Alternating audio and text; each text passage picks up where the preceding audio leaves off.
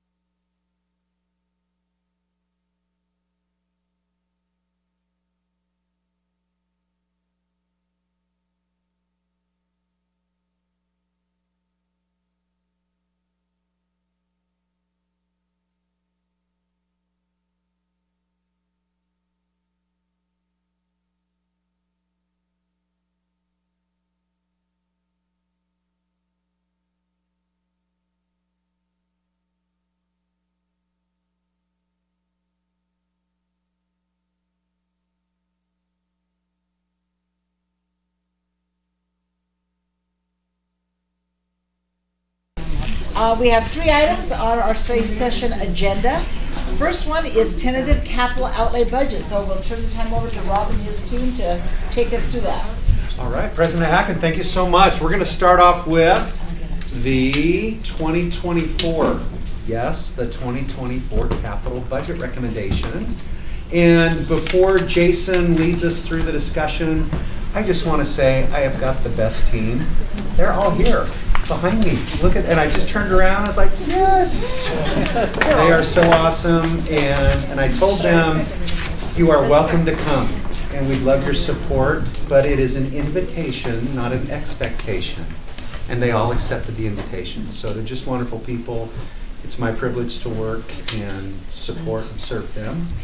And they care deeply about the work they do to support you as board members, the superintendent, this leadership team, our principals. One of our principals is here, and ultimately our students. And they care deeply about what they do.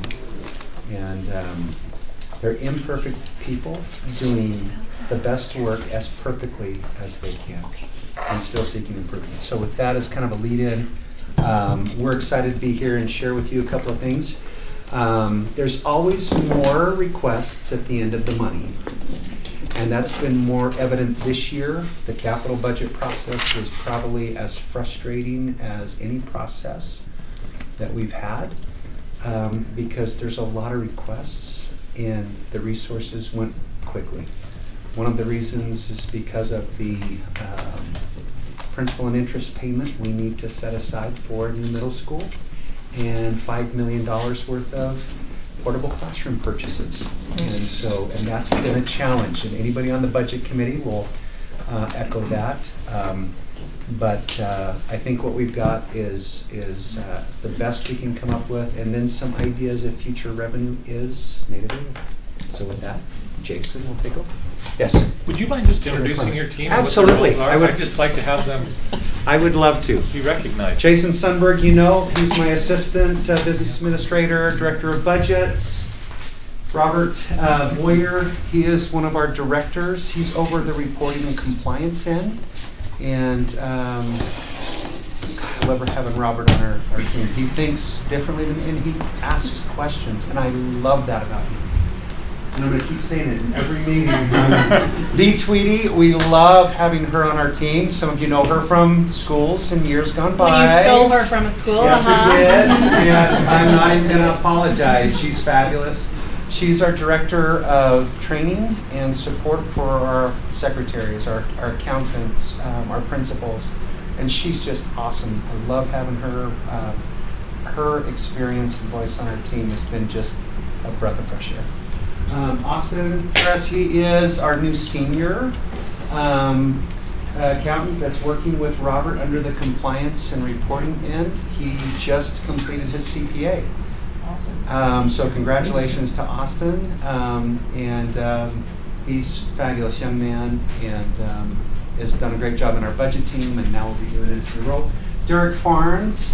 Derek is our Director of Analytics and Business Metrics, and he does our enrollment projections and lots of other stuff. We stole him from transportation. Sorry, Kimberly. He's fabulous. Laura Lee Nebeker, I think most of you know Laura Lee. She is just a rock for all of us. One of the best employees I've ever worked side by side with. She is our senior budget person and cares so much about getting everything right to the penny. And anyway, just love working with her. Jenny, you know Jenny, my assistant, the shortest assistant in the history of Alpine School District. We promoted her into the position that was vacated by Austin. She was in our payroll and budget team before, and huge step up for her financially and so forth. She'll raise the bar and jump into that. And so I'm looking for a new assistant. And I think as of this morning, we had 15 applicants. Yeah. So anyway, quite a few people interested. So I guess I'm not that hard on people. You must be popular. I don't know, maybe. But anyway, Jenny, I've loved working with her. She's done a great job. So that's our team. Thank you. Yep. Okay, Jason, now Okay. you're up. And Crystal's not here, but recognize Crystal Michaelis too on our budget team, and she's done great work to help us so much on this, on all the budgets. Okay, we have the slides up here, so you can look left or right or behind you, whatever is better there. But the capital, this is the capital piece of capital budget recommendations. We've had a few meetings with the district budget committee, and then it's gone to DLT, and this is the recommendations from DLT. So FY24 capital budget requests. Right now we're sitting about a little more than $28 million available for requests, and we received 34 requests totaling over $58 million. So through the committee meetings, the solution we've come up with now is 23 of the 34 requests sticking at the 28 million so that the expenses match the revenue coming in, and we'll go through each of those. So the committee was able to eliminate some, and then we have some scenarios of just reducing some that are available to be reduced. So the ones that we request to fully fund, so the budget of 28 million, like we said, for fully funding the bus lease payment that's been there before, it's just continuing on of 2.4 million. The new lease bond payment, the 7.25 for the new $90 million LBA. Physical facilities control budget of 2.75 million. School computer rotation for teachers about 2.7 million. So all those, that was the request, and fully funding those amounts. There's 3 more that are at the fully funded, but if there was room in the operation budget, these are things that could be in operations or in capital. The Alio TES annual maintenance, about $500,000, Skyward software, and then other network software. So those items, fully funding those requests. Yeah. Let me jump in on that one. A lot of discussion was had on those items. Where is the right place? They are really operational expenditures. For convenience, we've had them in capital. There might be an argument that moving them back to operations keeps them with the operations, which is where they should be for the district moving forward. Instead of using them more for taking dollars that could be used for one-time expenditures or one-time improvements or these are ongoing costs, and we cannot operate an education facility institution without software and networks. The Olio and TES is our financial pieces, and Skyward is our student management piece. And so that was the discussion. And again, in fairness to our tech team, the directors that came and met with the budget team and debated and were a little frustrated. This is one that we could pull into operations and likely should at some point. What that then would do is free up about $3.7 million that we could use for truly capital expenditures, whether that's asphalt or roofs or boilers or air conditioners or other things that are of a facility nature. So, yes. I was wondering, the Skyward software, do we pay that much every year? Or Yes. is this like an upgrade or It's something? an annual expense. That's an annual These expense? three are annual expenses. And they do increase as we have more students or as costs to provide those services increase, they increase each year. Great question, thank you. Thanks. Jason. Okay, so those last two bullets, with the items at the top, those four, that if we have those fully funded, it leaves about 13 million. With the other ones that could possibly be moved, leaves about 9.5 million for all the other items, which we'll go to on the next slide. So here are what we did here: request to partially fund with the $28 million that we have available, using up that and having about 9.5 million left.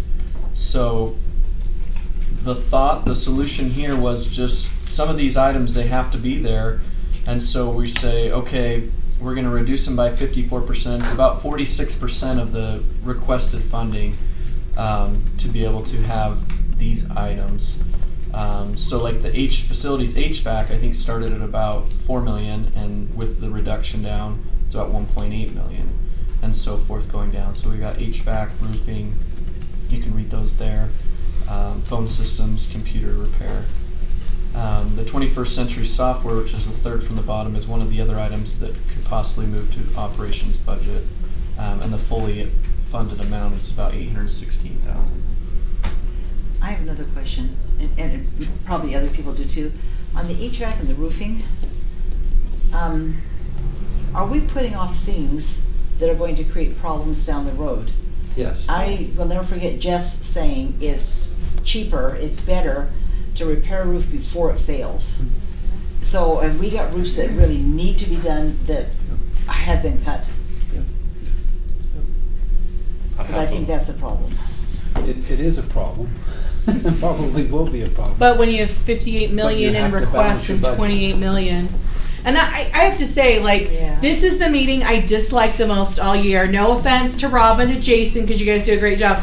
But literally, you go in the room and it's just this, like, Sucks your soul. it is so frustrating knowing what the needs are versus what the dollars we have are, and trying to kind of figure out what you do, because this is not a wish list. This is not like a Disney vacation.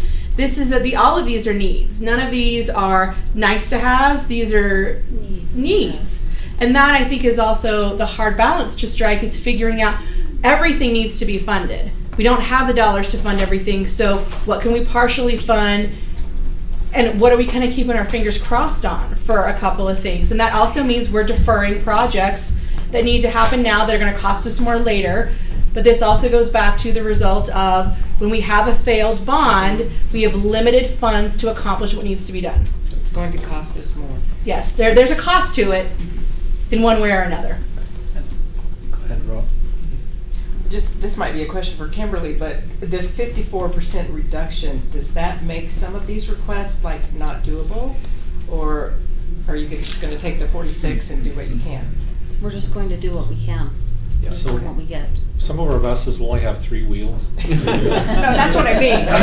Are we, And I think if we had an emergency situation where we didn't have the HVAC budget to address that, and it had to be addressed, it was failing, there was no heat in the building, we would take care of that, and then we would Give have somewhere to else. make an emergency adjustment. I think that's why, if I remember correctly, we made the percent adjustment is because none of these were wants. They were all of maintain our current needs, meet our current needs. And so rather than saying, well, flooring is more important than HVAC or this and that, we just said, let's do a percent reduction. And then the event that there were additional capital, we could do a percent increase.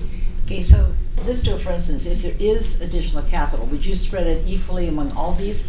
Or would you prioritize some of them? You know, we're gonna get to that. It's Oh, a okay. great, almost lead in, not quite transition, Okay. but we're gonna get there.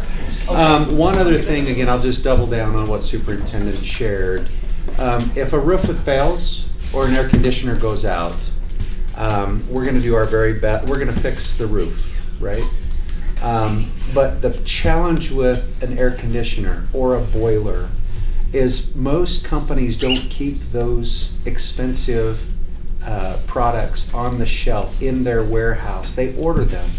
And supply chains are such that it takes a minute for things to get here. And so that's one of the challenges when you move out of a rotation to something like this.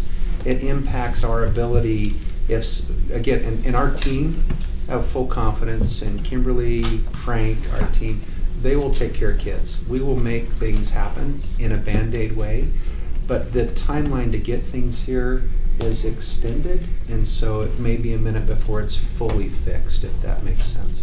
There will be some challenges with it, and I'm trying to say that as fairly as I can. This moves you off of that rotation. We were planning on doing this, so we ordered it we're saving this for emergency situations. I think that's what we've done. I had a couple of principals ask me, we were scheduled for a carpet replacement, and our response back was, we may need to hold and wait for an additional year. So yeah, that's the adjustments that we make.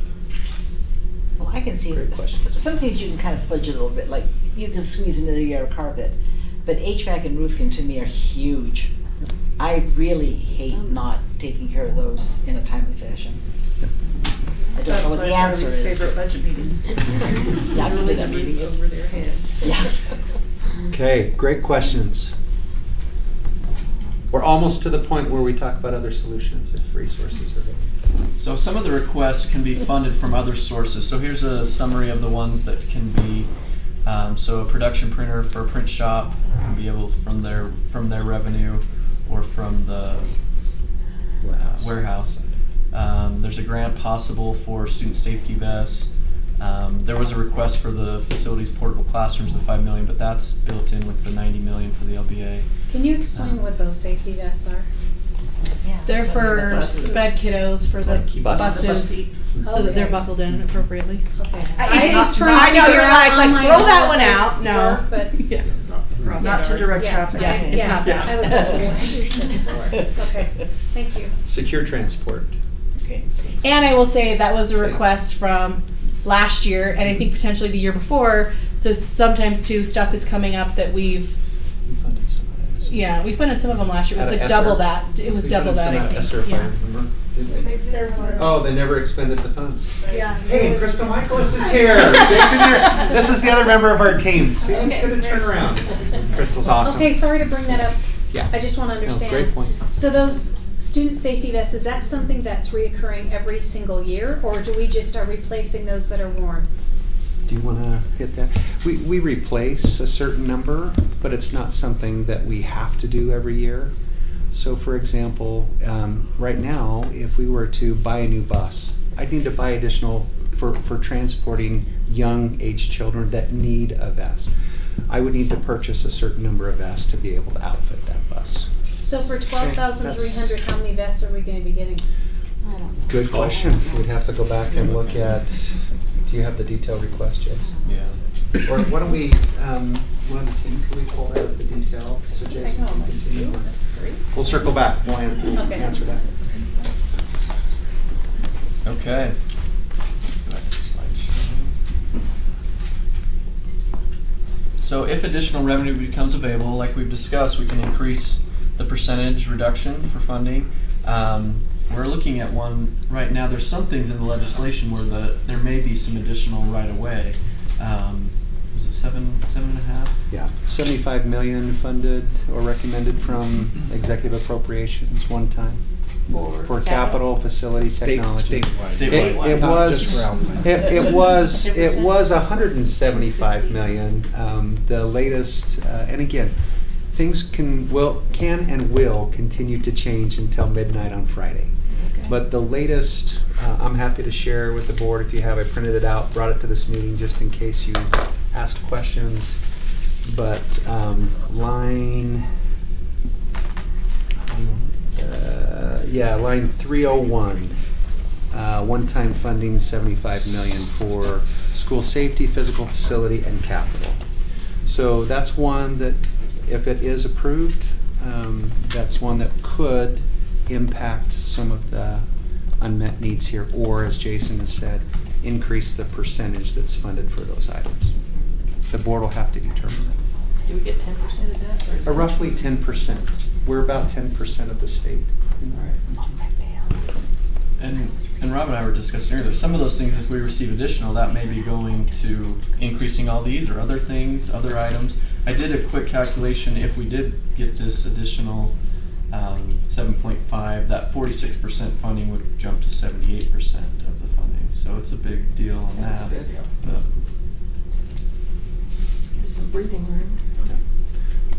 There are other tools the board has to consider additional funding, but that's for the board to discuss. You looked at Mark. seat today, like. Did you notice I didn't say a word? I was holding You didn't back the you whole didn't have time. to, But I looked for somewhere to move. Or if there were expenditures get moved to the operations budget, that would free up dollars here for additional capital. Okay. I think that's right towards the end of our presentation on capital. What other questions do you have?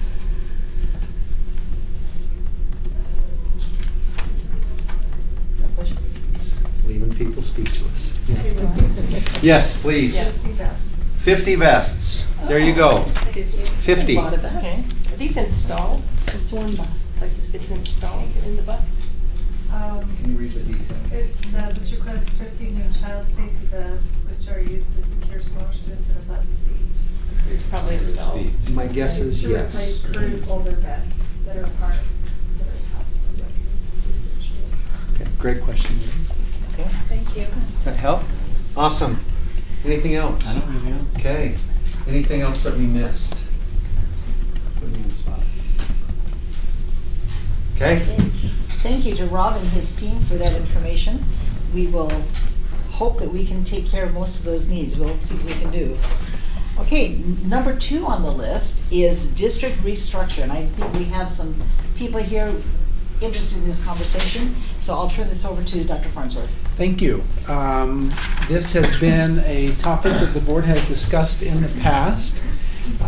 We made a presentation, Rob and his team made a presentation before. It's been studied multiple times, so he'll kind of go through the history of that. This was scheduled to be on the work session agenda on February 14th, 2 weeks ago when the board met on Tuesday.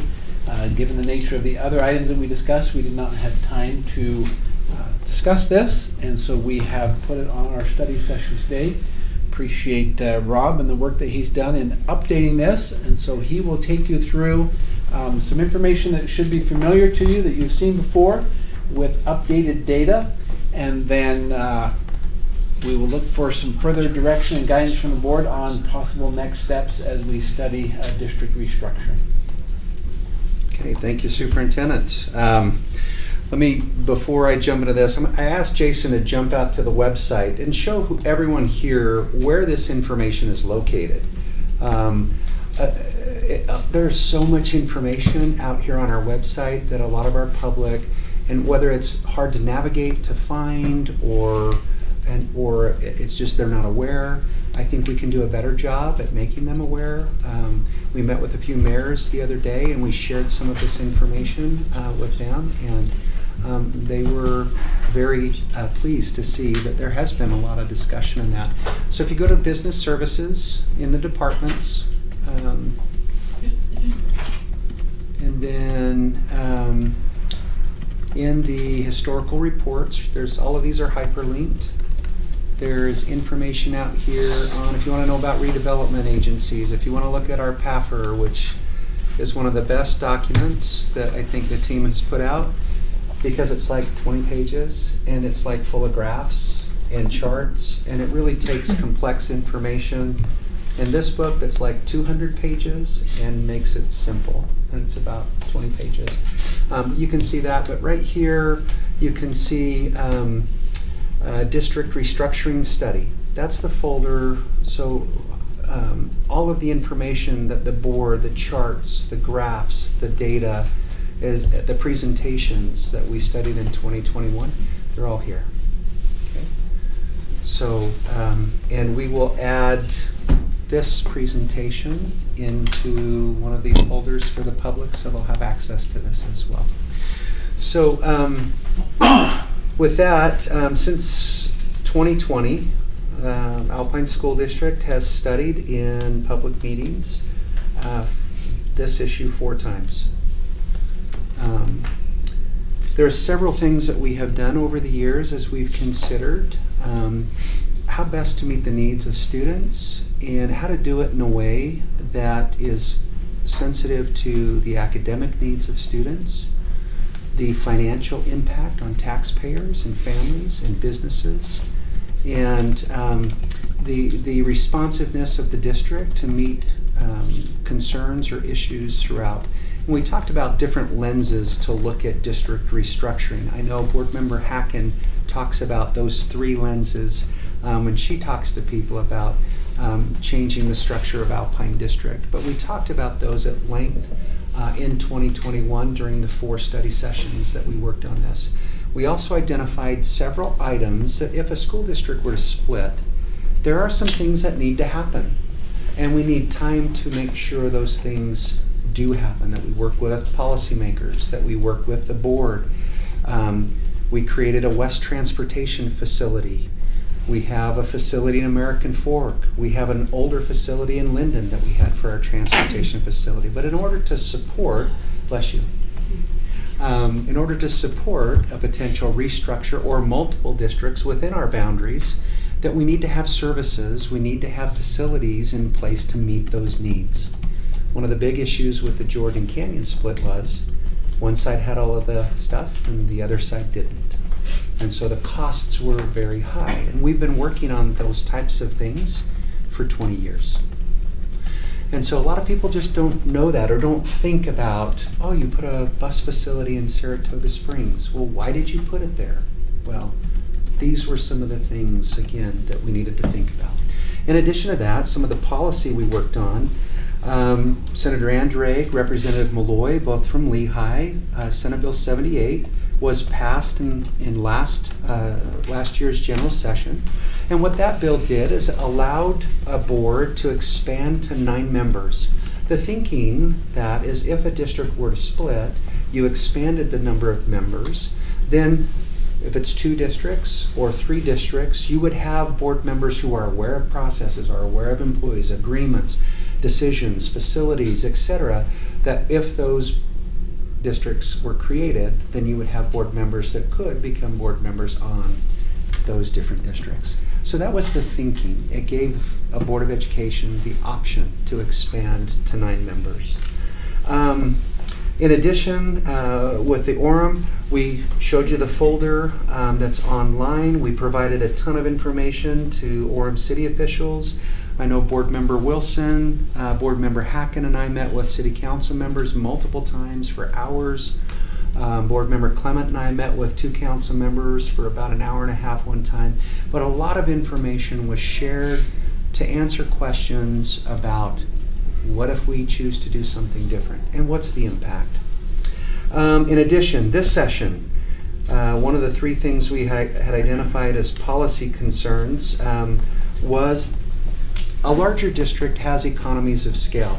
Purchasing at Winco or at Walmart or at Target has a different cost dynamic and structure than purchasing at mom and pop store downtown. Many of those stores don't exist anymore because of the buying power of some of these larger companies. There are some economies of scale and lower price that's paid for those items. And that you can find, if you wanted to look at any one document, I would recommend you look at the school spending report that the Taxpayers Association publishes annually. I usually, about March of the year, I'm reaching out to the president of the Taxpayers Association saying, do you have last year's data inputted? Do you have your report done? Why? I like using other people's data to tell my story or to prove my point. And so that report should be available here within the next couple of weeks for fiscal 22. The last one that's available is fiscal 21. That's out there now. And again, what it does is it shows a comparison of all 41 school districts, and then it has a charter school average at the bottom. So if you truly want to look at the fundamental comparisons, whether it's the amount we spend on the classroom, whether it's the average teacher's salary in that particular district, if you want to look at tax rates, if you want to look at the amount we spend on transportation per student, that is a very good source to look at for that type of comparison. And one of the things that's obvious when you look at that is there are lower administrative costs in the larger organizations. And so when we talk about this next item, if there were 2 districts or 3 districts created from one of the ideas was, can we create a mechanism to allow the sharing of some of those central office features so that those cost advantages for the larger organization can be realized by smaller organizations, and then you're taking advantage of some of those economies of scale and not passing those higher costs onto your taxpayers for duplicating the facilities, duplicating the services. Similar to in rural Utah, there are service centers, and they are clustered to provide support for those smaller school districts. When I was at the BA at Morgan, we worked with the North Utah Education Service Center, and they provided services for us. The services they provided was a special ed director, a tech director, because we didn't have one. There were 2 people in the district office, the superintendent and me, and we had 3 contract classified. That was it. And so we needed to rely on someone else, as did other districts, to purchase those services and share them for multiple districts. So that's the idea behind Senate Bill 143. The sponsor of that was Senator Anderegg in the Senate, and then Representative Jeff Moss in the House. That has passed and been sent for signature for the governor. And so that's another thing that we had been working on and had identified. Can we leverage some of our economy of scale if there were to be multiple districts? Superintendent mentioned the next bullet, so I'm going to jump over that. We're talking about it tonight. But the other thing that we have done here is we've updated the data by city for this presentation tonight. There will be another update. We get the tax update from in August of every year, and so then we will update the same data once we get the tax year 22 data instead of the tax year 21. So tax year 21 relates to fiscal year 22, and again, I don't know if that's clicking with some, but there's always 1 year difference between the tax year and the fiscal year. So tax year 21 data that we're going to share tonight is related to fiscal year 22. And then the new data that's released in August will be tax year 22 data, and that will be related to fiscal 23. Okay? So with that, let's jump into the updated data. Here is basic demographic data by city. And it was interesting when we first looked at this. I believe Mayor Brunst from Orem asked us to look at this many years ago. And we hadn't broken it out, the data by that, because we have open schools and students choose to go to schools, whether it's a PG student that chooses to go to a Linden school or vice versa. Our schools are open.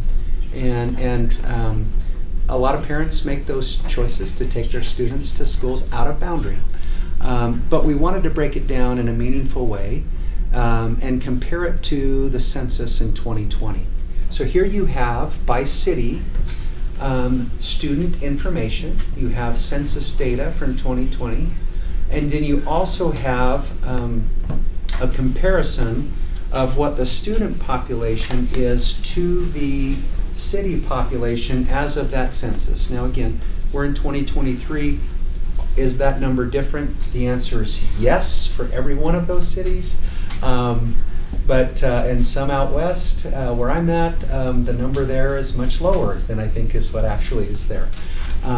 But you can see that the interesting correlation between students to population and those cities that have many students per resident or per as compared to the total population of that city versus a more aging city that has fewer students as compared to their total population from the census. So just some good data to look at comparisons for.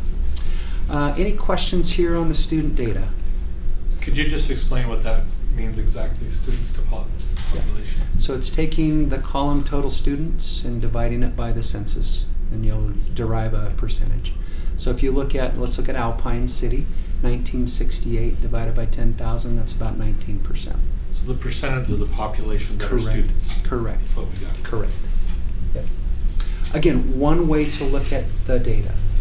There are many ways, and as the board, you guys have heard me say this way too many times, good data should invite good questions. And then we go look and prepare additional data. That's what Derek and Jason, the team does so well. So anyway, questions on this? If not, we'll move on. Snapshot in time. Okay, let's go to the next slide. This is one a lot of people get really interested in. This is the fun one.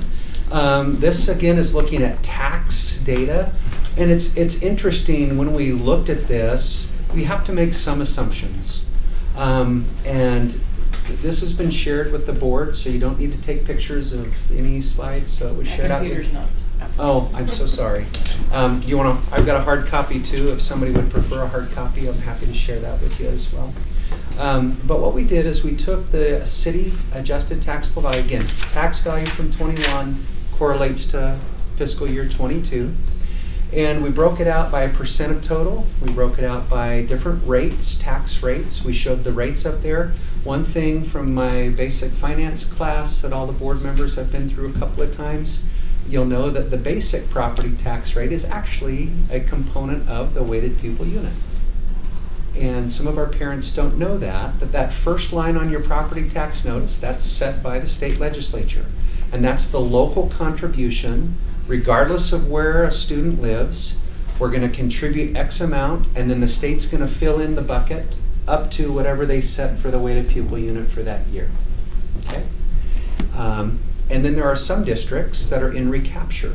So that means they generate more money than what they are authorized to generate in the basic program, and then those districts then pay that money back to the state.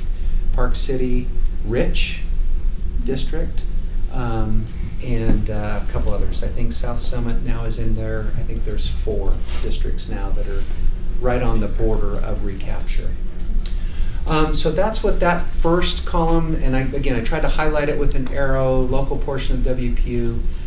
So if we qualify for X millions of dollars, that is subtracted from what we qualify for, and the state sends us the rest in 1/12 payments every month.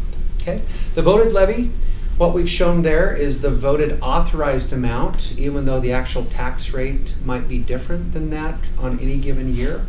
Our voters in Alpine District have authorized additional taxes, and they did it in 4 different ballot questions in the 90s and in the early 2000s.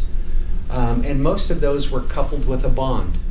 So that when we bond, we get the capital money to build the building, and then the voted levy were the additional dollars to operate the buildings without taking additional dollars that you had from other growth or other things that you levied the voted tax to pay for the operations. And some of you will remember those campaigns and discussions.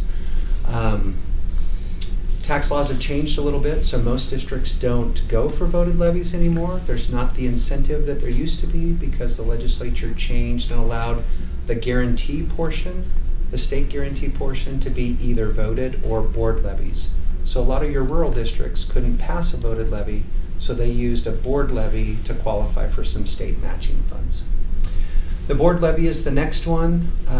We use that levy in two funds. One is the general fund. The other is our non-K-12 fund, Fund 23. Fund 23 is where you have your extracurricular addendas, programs, things like that. You have your preschool program, your adult ed program, and this is the local piece that helps, a portion of that board levy helps pay for that in Fund 23. Debt service is your general obligation bonds. Because we are not going to be issuing general obligation bonds, that tax rate will continue to go down. We ran some numbers on that this morning. Your budget, your tax increments that we're looking at for the initial budget run was 7.5 increments less. So in Finance Committee, when we said, oh, the basic's probably going to go down about 3, that happened. Then the others, I said somewhere between 3 and 5, 7.5 total. So that's what the tax increments are going down. The capital levy, those are dollars, again, which is part of our capital budget we just discussed. The next column is the total by city.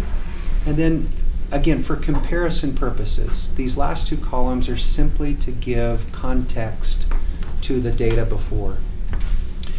The first is the percentage of ASD funds. So when you take that and say, okay, Alpine City, the total is 9.8, and we generate 237 as a district, what is that percentage of that total? So to look at that by city. Another way to look at that is by student. Okay? And so that's the last column. When we look at guaranteed programs in the state, or we compare our funding to other districts in the state or to Utah to other states, we're usually looking at the assessed value per student or the funding per student. And so that's what that last column is.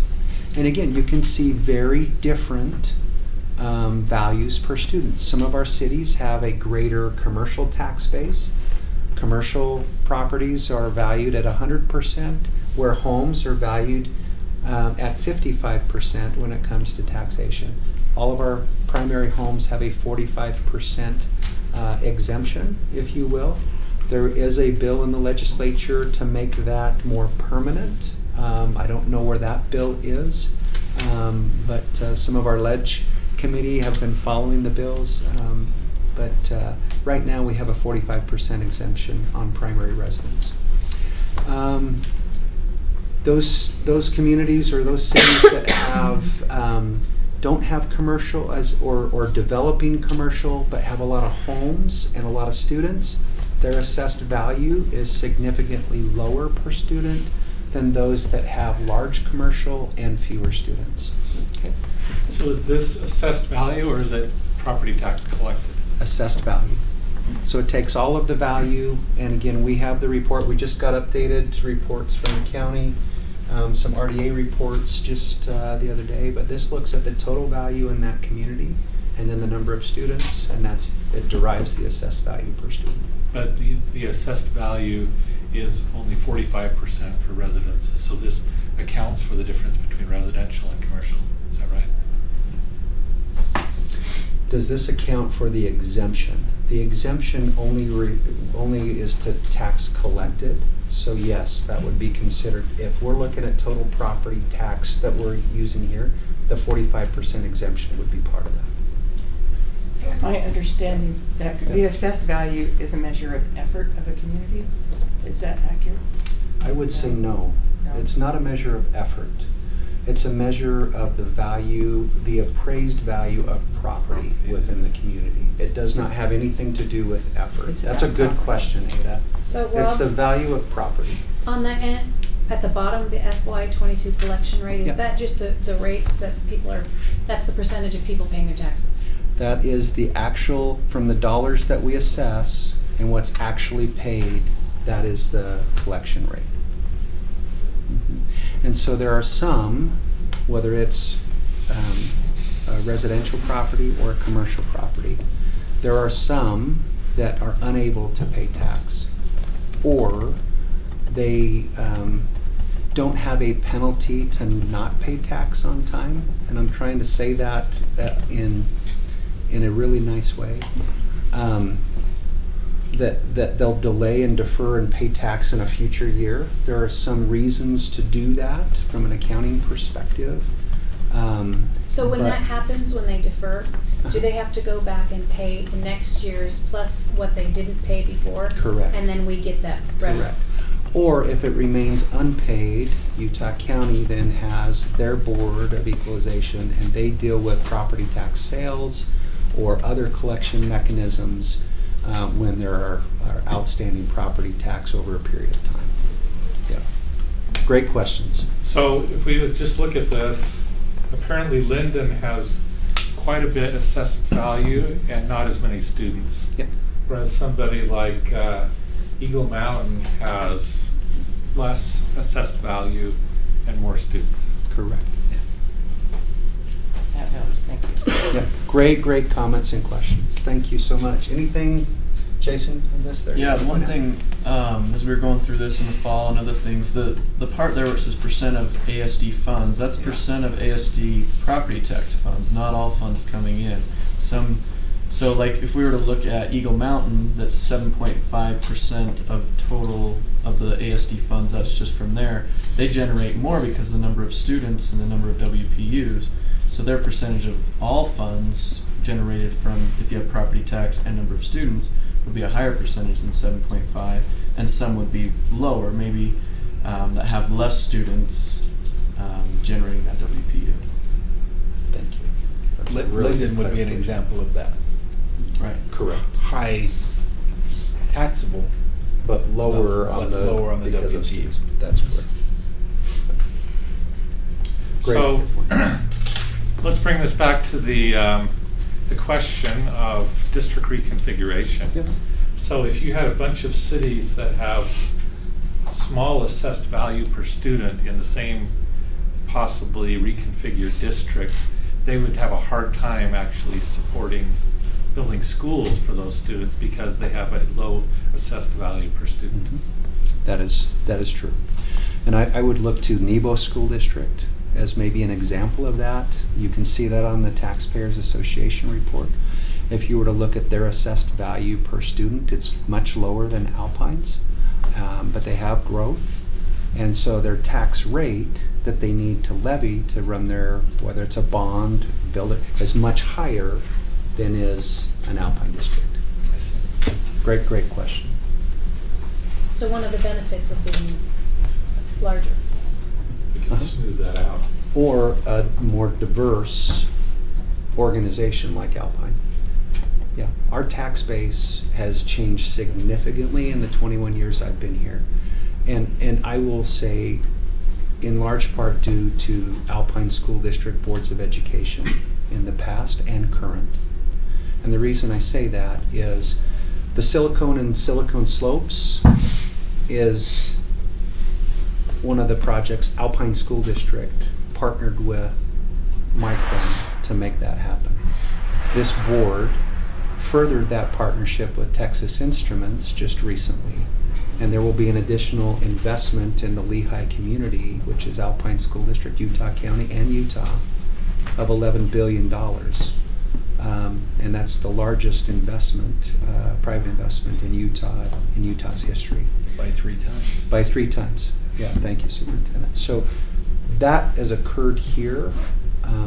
I sent out to the board an inflationary analysis spreadsheet. You may have taken a look at that.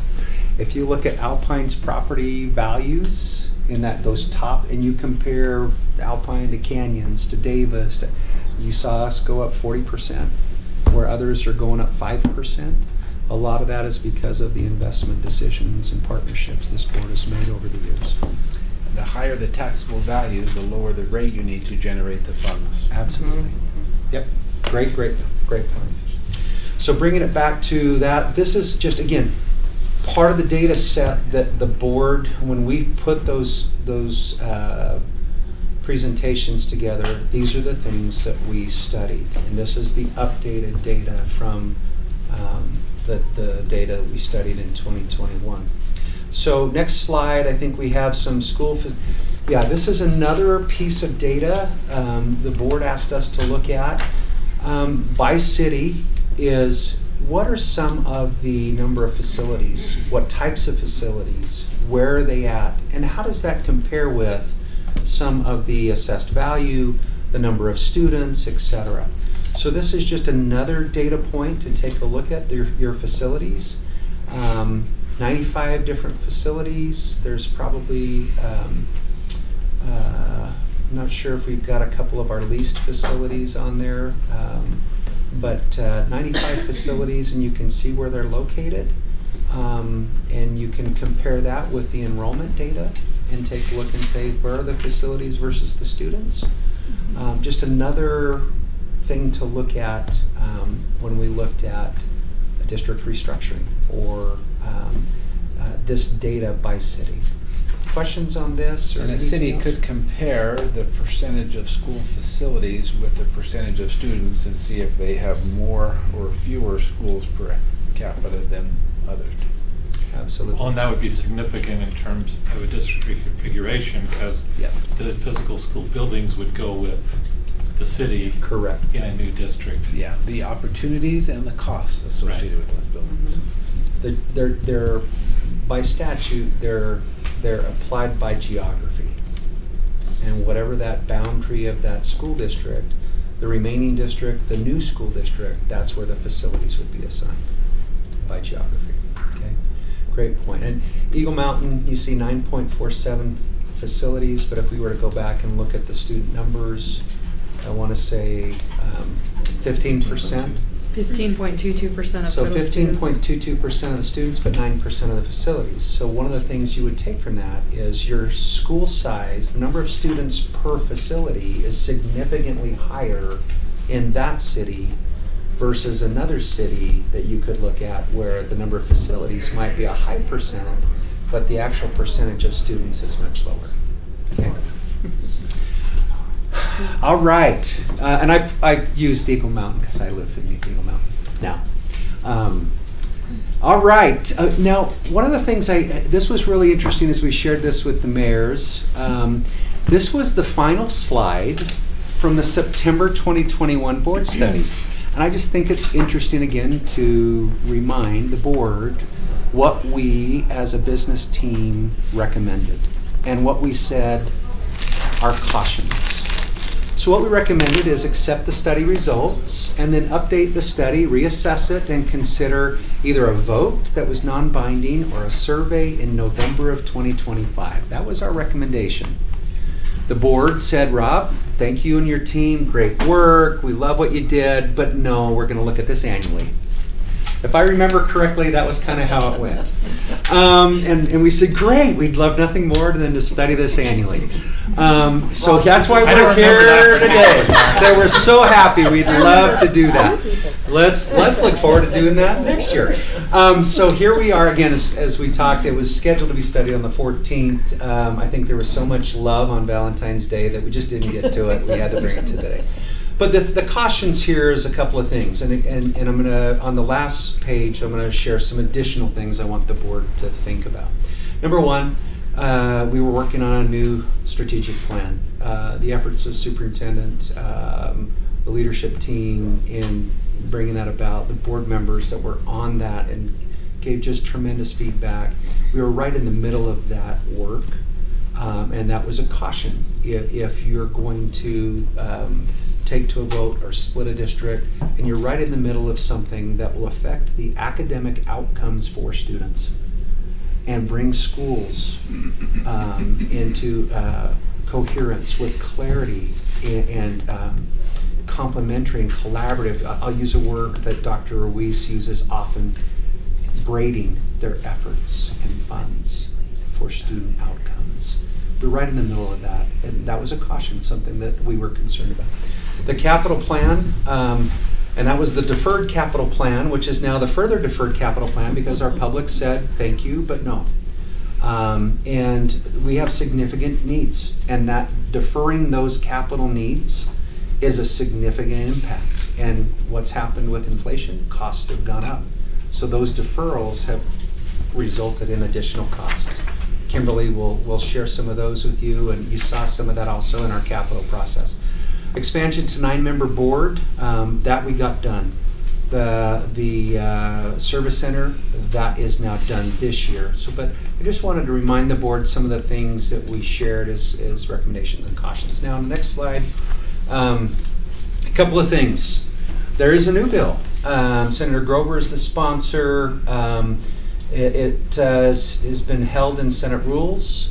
It would allow some changes to existing district reconfiguration portions of statute. It changes the feasibility requirements and directs the state auditor to, within after a request by a municipality or county, if the county is representing the unincorporated parts of the county, or through an interlocal agreement, directs them to have that study done within 120 days. And it looks at only 3 things. It looks at the financial viability of a new district. Can you create a new district and have it feasible? Well, we've answered that question multiple times. The answer is yes. But what does feasible mean? And what are the impacts? So this bill would look at 2 things: the financial impact on each district in the affected area, and then 2, the taxpayer impact within the proposed boundary. And that's it. That is the extent, if that bill were to pass, the extent of the study that would be done versus other studies which are much more comprehensive, looking at a variety of things. The process could be triggered annually. There is no limit within this bill as to how frequent you could see those types of requests. Current statute limits a citizens petition initiative to once every 4 years. But a board or a city, there is no limit. It's 3 years. I could not find anything, and I'll look to my buddy and counsel as we talked about it. We didn't find anything that limited it, and there was nothing in this bill that addressed that. One of the things that I know was a concern, and one of the pieces of legislation we had planned on working on for next session, Ledge Committee's talked about, actually feel much better because I found this on line 331 of SB 292, and it's in current statute, that startup funds are based on student population. One of the concerns there was, in current statute it says 50% of the undistributed reserve up to $9 million, and that was a concern that that's a disproportionate impact to taxpayers and students throughout the district. But on this line, it actually, there's a portion that says whatever the startup funds are, it's based on student population. So if a district were created that had 10,000 students and there was 80,000 students, it would be 1/8 of those funds. And so that made me feel a little bit better, and I'm not sure that the other piece of legislation we were pondering needs to be run, which is always nice. The other thing that was in this bill is, if passed, this bill would become law May 3rd. Any of the bills, because the session ends on March 3rd, they take effect 60 days following the session. And so this year it's May 3rd. And then one thing I put in there, just it's part of that in this bill, but it's part of current code. If approved by the municipality, approved by the voters, so just assuming that all of those gates are approved, a new school district begins operation July 1st of the second calendar year following the local school board general election. So the next school board general election is in 2024. There are 3 board members are up for election. We had 4 board members that were up for election in 2022. So every 2 years, there is a board election. And so I put that in just, the question I get often is, well, when? When could this happen? So I just put that in so you're aware.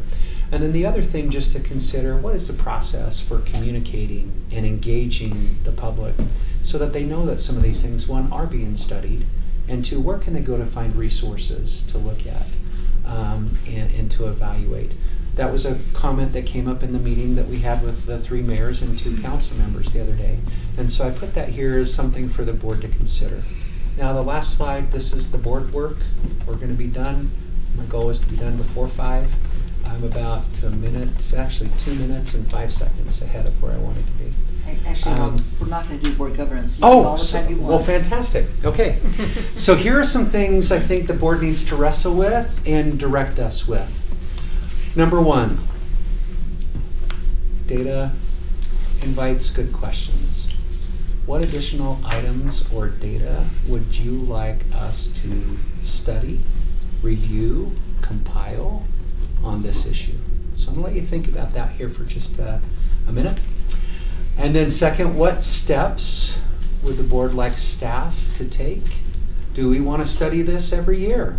Do you want to study this in 2025? How do we best support you as our elected officials in doing your diligence and serving the community like all of you do? What is the next step? What comes next? And then finally, what time frame for the discussion? And some of those questions I don't know that we need to answer tonight, but those are just things that on our mind as a team as we were working on this together, things that came up. And then as always, we always finish with any other questions that we didn't think of that I know that you have thought of. So Jason, anything else that we missed that we talked about covering that? No. Okay. From my team, anything else that we need to cover?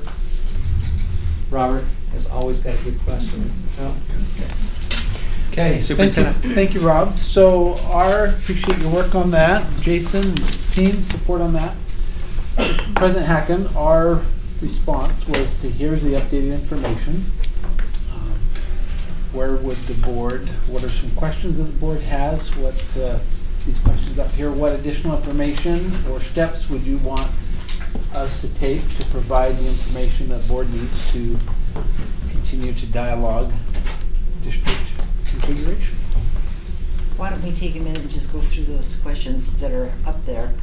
So board, what additional items would you like to study? What other information do we need on this? So for me personally, like looking over Senator Grover's bill, there's pieces of legislation we need to study and study intently. I think one of the challenges is because a split has not occurred since Jordan Canyons, that legislation's been sitting there a long time and not really been reevaluated. And so I feel like part of it for me is going to significantly involve a deep dive into legislation and working with legislators like we have over the past 2 years to resolve some of those issues going forward. Because one of my concerns is because it hasn't been tried again and again and again, we haven't figured out like how to do it really, really well. And so for us kind of looking forward to try to predict, I guess, like part of it I think that we've all talked about is that we don't want to leave any community, any student, any employee disadvantaged. And so are there pieces in code that may have those unintentional consequences? So part of it for me, I think Ledge Committee, but then I would also say we would need to work closely with legislators to work out pieces of legislation, because I think that's going to be a key piece of this moving forward. So understanding current code, based upon that understanding, what additional statutory requirements or I think we need to could be put into place to protect or to allow for a configuration if it were to happen in an equitable way. Yes. Okay. And I think along with that, just because Grover's bill is held up in Rules Committee, several senators I've had communication with have said that they plan on looking at it in the interim. So just because a bill is currently on hold doesn't mean it's indefinitely on hold. So I think it's important, regardless of thoughts or philosophies, that we weigh in on that legislation development, that we don't just be reactionary to whatever legislators do, that we be part of that discussion to ensure that no city, student, or employee is disadvantaged. That I think that's important to be involved in that process. So basically there needs to be a high level of collaboration with us and legislators, specifically about this issue. Understanding what's currently in code and what needs to be added or taken away. Yeah. And I think Rob mentioned that the piece of legislation that Senator Grover's put forward had outlined 3 things. We are concerned with a lot more than 3 things. We're talking about programs and employment, negotiations.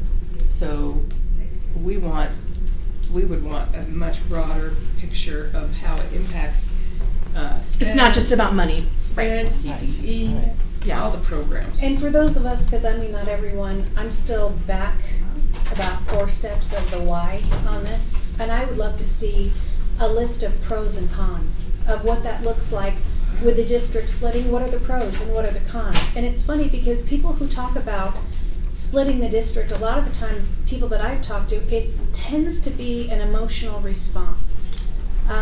Not a lot of logic or reason, but just it comes with a lot of emotion. The 2 things that I have heard that have been slightly reasonable is they want, maybe more fair representation, or, common communities, and I agree with that on principle, but implementation takes time, and getting 2 districts set up and ready for success takes time.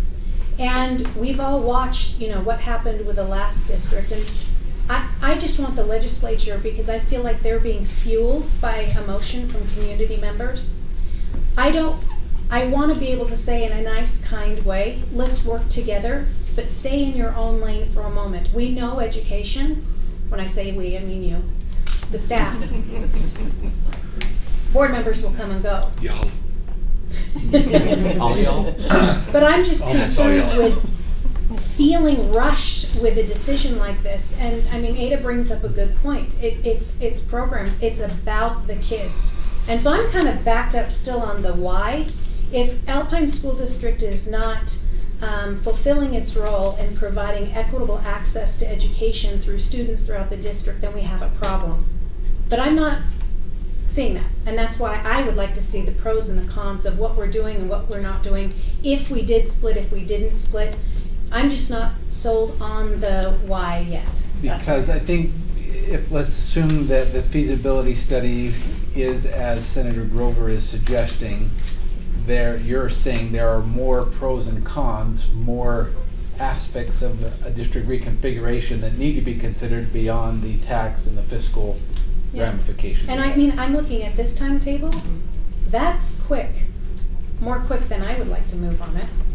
And I think the students in this area deserve that type of time to make sure that we're making the right decisions for their future. And so I think it deserves more time. So I'm in a different spot. It is that way where we live. When we have larger class sizes, we don't have the buildings we need. For me, I think the bond failing was a big piece of kind of shifting. I don't know, I think I'm probably the most pro-split person at the table, but I think when a bond fails, right, our needs didn't stop. And so we have these additional needs that are just going to continue to add. So I would like to see updated numbers on the 2 and 3-way that we did last time. That's true. I mean, I share the same concerns, right? We want to make sure that everybody is taken care of.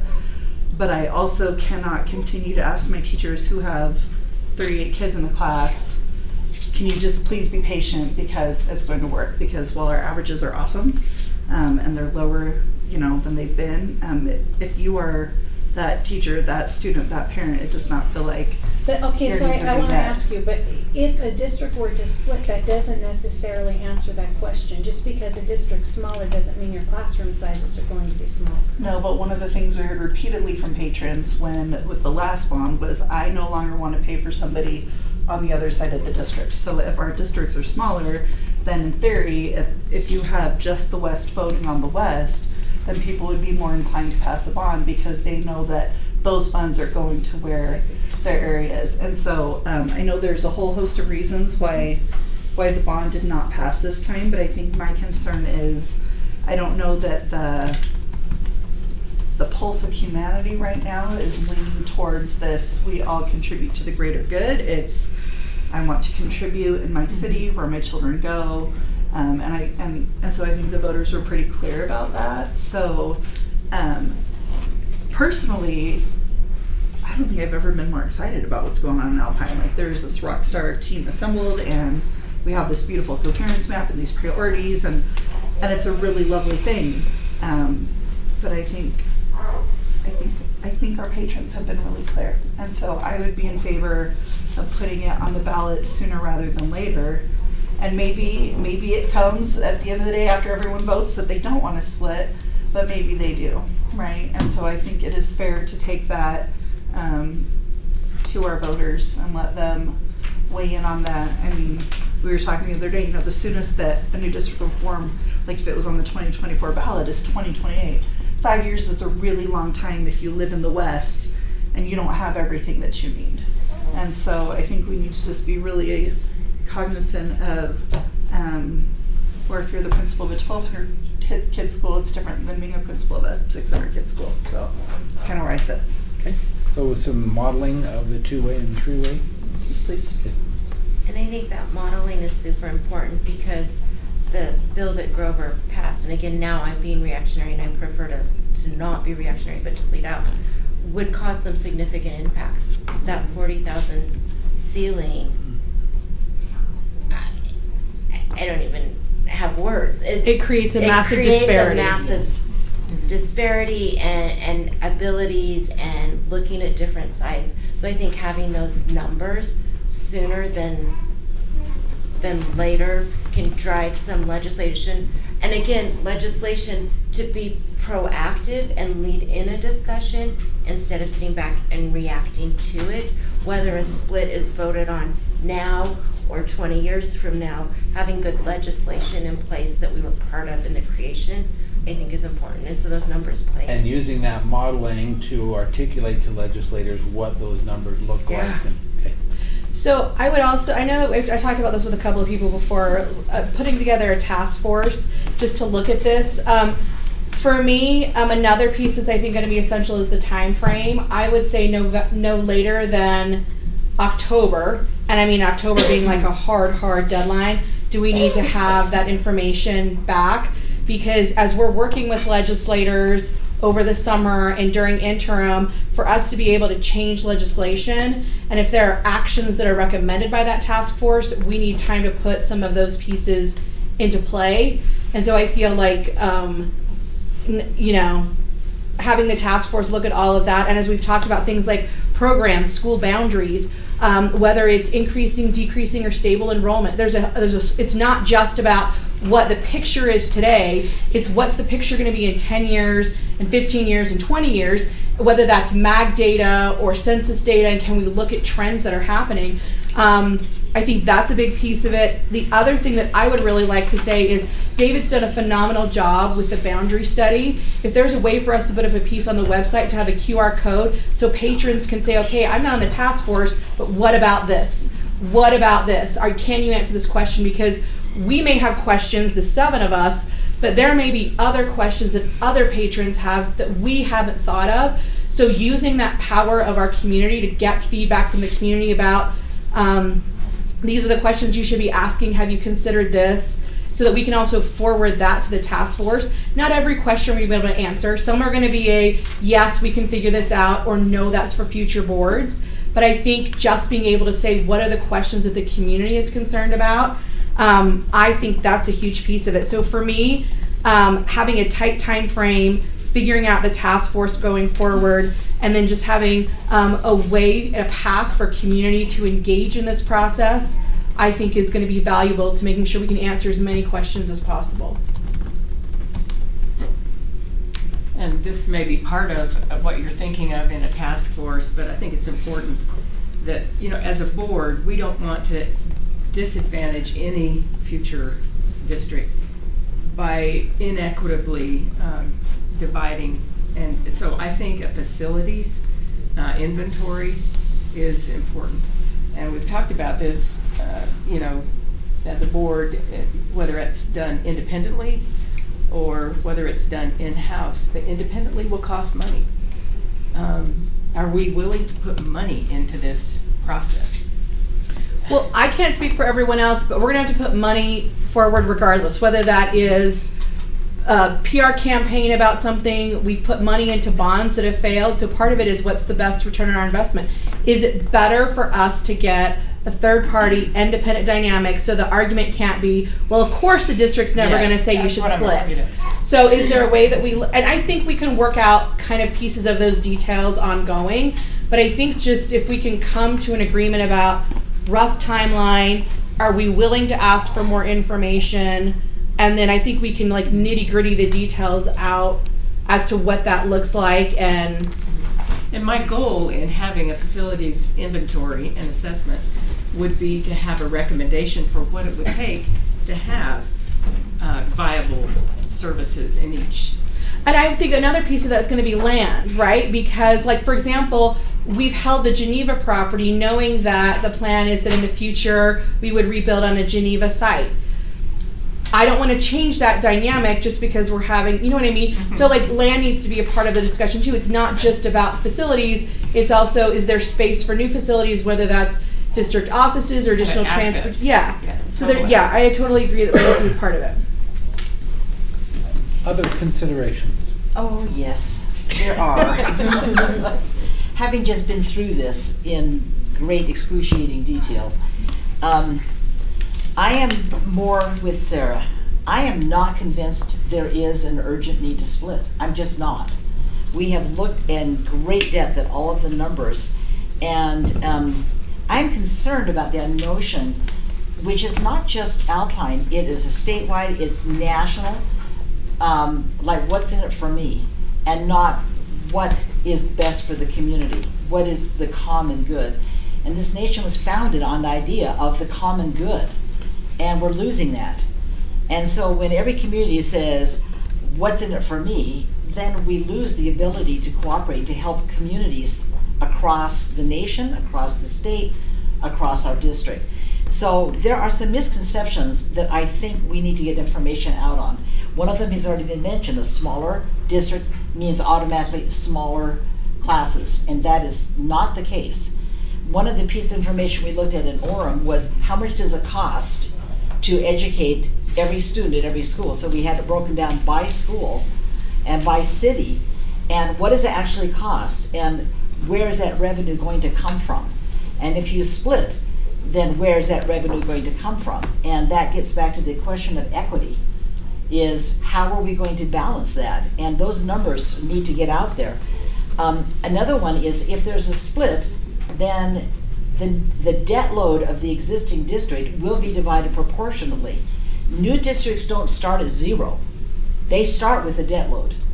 And that information also needs to be factored in, is what debt load would the new districts have, and how is that going to be factored in? How's that going to be funded as well? Also, duplication of services. Nationally, the trend is combining districts. It's not splitting, because it's clear that when you have to duplicate services, it's more expensive. So what is the load that's going to be transferred to the taxpayer? How much more are they going to have to pay to have two districts than one? What is the implication for legislation for the state of Utah when they have this much money and it's divided now among 45 districts instead of 41 or so on? Because Grover's bill isn't going to affect just Alpine. It could potentially affect Davis and a lot of, how many districts are bigger than 40,000? I can't remember. Do you know? Julie had it. Julie, how many is it? What was the question again? Sorry. How many districts are bigger than 40,000? I can't remember. I need the taxpayer report. Oh, there were 16. only 16 between 5,000 and 40,000, and then Yeah. it's like Davis, Jordan, us. Salt Lake. I'm trying to remember. There were like four. Salt There, Lake's yeah. awesome. Yeah, Not Salt Lake, okay. Yeah, there's Washington. Washington. Washington. There's not very many. It's not a good idea yeah. in the Well, lowest and that's funded one of the state. questions too, I mean, just piggybacking on what you said, Sarah, is because looking at the national trends of other districts consolidating and big, because I think people see that you actually get more bang for your buck with bigger, more programs, things like that. The question is, do we know of any school districts our size anywhere in the country that have split, and what, like recently within the last 10 years? No, I'm not aware of any. See, and that's what I would love to be able to see, and it's, And maybe that's more information. I think one of the things we have to be Yeah. careful of is we all have a bias. All 7 of us have an opinion, whether that is, I don't ever see a reason to split, you could potentially, or we're leaning towards split. So I think one of the things we have to be cautious about is we're not talking about are we splitting. What we're talking about is we need more information Before to we- make a call. And And so, I think we can all and agree on I that. think that the other thing is, as we're talking about whether it's independent or something else, we also have to like once again, it's we're trying to not bring our own personal bias into it. And I think I really like to be right. I think everyone knows that. I like to be right. I'm not. Yeah, so I'm not wearing my Irish shirt. But I'm also trying to hold space for what information communicated to me would convince me to change my mind. And I think that that's what I would ask of all 7 of us going in is if information is presented to us that says this is actually contrary to what I believe to be right, are we willing to take that information into consideration and change your opinion? Are we willing to be proven wrong about it? And that's why I think getting more information, potentially looking at a third-party entity, takes a lot of our emotion, our opinion out of it, and makes it more of a logical decision and not one based on, emotion. And yes. Well, and Sarah, I think with some other districts that are comparable size, there are like 6, 7, 8 times what we get for funding, you know what I mean? Yeah, I know what So you're I think some of that it's not, You mean in other It's not states? apples to apples. yeah, it's Oh, not oh, apples to yeah. apples. So Oh, we can look yeah. at other things, but if we had the money that they had, it wouldn't be a problem, so. And it's to me, the driving things that you were talking about, Julie, 20,000. is if I could be shown that Alpine School District is the only way that we can provide depth of service to our kids. And I'm talking, we are really making inroads into the depths of service that Annalise and her team, with our Title I kids, we are finally making some inroads, and I just am celebrating that, and I don't want to see that disappear just because somebody's political ideology says we need to do this. And the second thing is the ability that we have to compensate our employees and to give them really good benefits. Those 2 things are very, very strong in my, in how I'm going So to you know what I decide think this. I'd love to look at, because I don't want to mention names or anything, but Jordan's admin salary scale is pretty amazing. Way higher. Yeah. But but their benefits are not.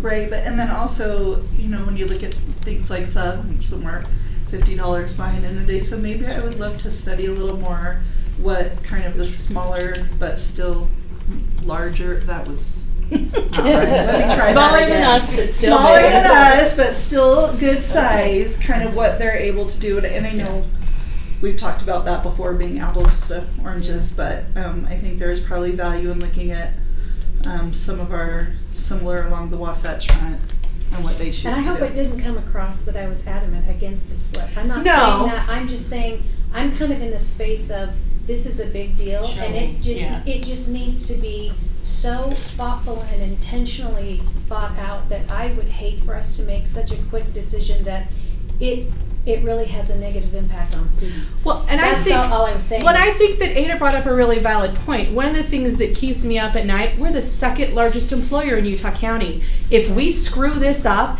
it doesn't just impact Kids. yeah, It's families. it impacts families, it impacts economies, it impacts the cities where those, and I think it's something like roughly 10% of people who reside in our district are employed by the district. So this is something where if we don't get this right, it will have like a tsunami of negative consequences. So I understand the hesitation, which is why I think we have to have all the information. We've got to have all the information to say, what should we do? What are the pros? What are the cons? What are the potential consequences? And I don't want to leave legislators necessarily out of that conversation, but they need to understand that our decisions are not going to be driven by their politics and being in a hurry. I want them at the table to have the discussion, but I fear that if we're just making these decisions, that time frame just scares me a little bit.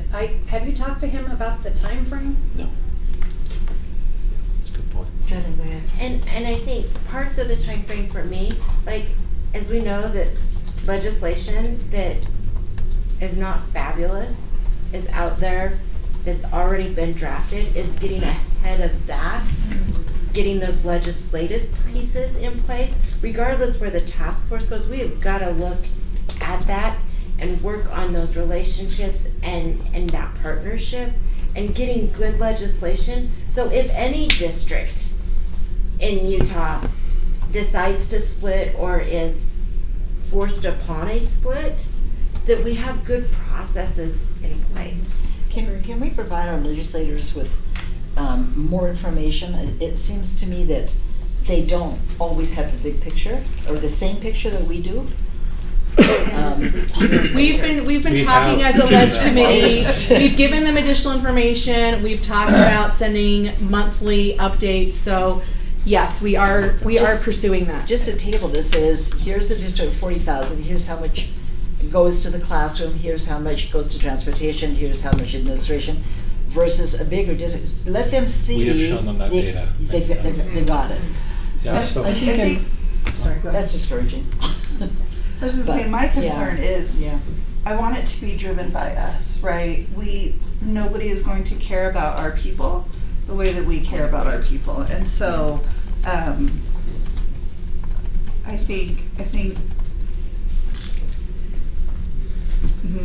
just think that if we are driving something and we make sure everything is equitable, that is going to be much better for all of our people, whether it's kids in our schools, employees in our schools, families of employees. So that for me is probably the most important thing. Is I don't want us to be in a space where the decision is made for us and then we have to.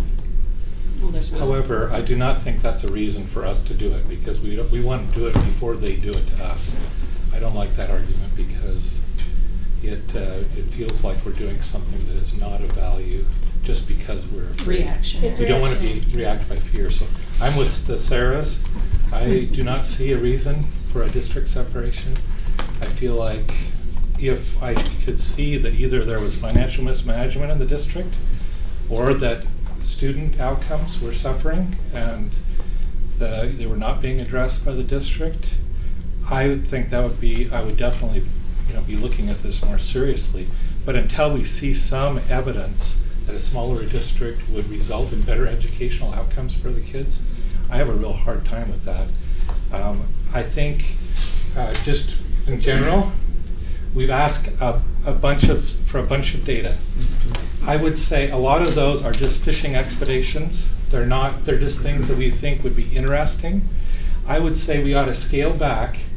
What I always tell my students when they're writing a paper, I say, before you even start the research, draw a graph of what you think the results will be, and then you'll know what experiments to do. So if you, Julie, whatever data you're asking for, if you could say, well, if it was up here, I would want a district split. If it was down here, I don't want a district split. I think it's worth getting that data, right? But if it's just I'm kind of looking out of curiosity at what this is like, I think that we probably shouldn't make staff do that. I mean, this is all going to be expensive, all these ideas that we had to look for data. Some of the misinformations, and a smaller district doesn't mean you have smaller class sizes. It doesn't allow you to have smaller schools. Probably, particularly if we had a new district out west, they would have less money to build new schools than if we're all together. It doesn't necessarily result in better educational outcomes. I think particularly the things we've spoken about with the superintendent's plan or strategic plan. You're not going to get that if you split it in 3 districts. You're not going to get as good a superintendent as we have in all 3 of those districts. I do not believe. I think that the voters have spoken. They feel that their property tax appraisals were too high that came out at the same time as the ballots. I think they definitely felt that way.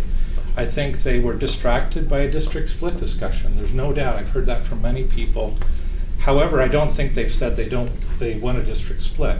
I think what they've said is, in fact, if you look at the vote in Orem, where there was a lot of propaganda, they voted against it there. I would expect that it's likely that if you did a district-wide vote, you'd have a similar result that you had in Orem. I think the teachers would not support it because they don't want the uncertainty of a different financial arrangement. And I think that parents are generally very satisfied with the educational product they get in Alpine. So I'm with the Sarahs on this, but this is So a what good. is the next step? that So we I was would just like going to recommend? summarize. I was going to make sure Mark had a chance Thank to speak you. as Sorry. well. But no, I'm glad you were able to share that.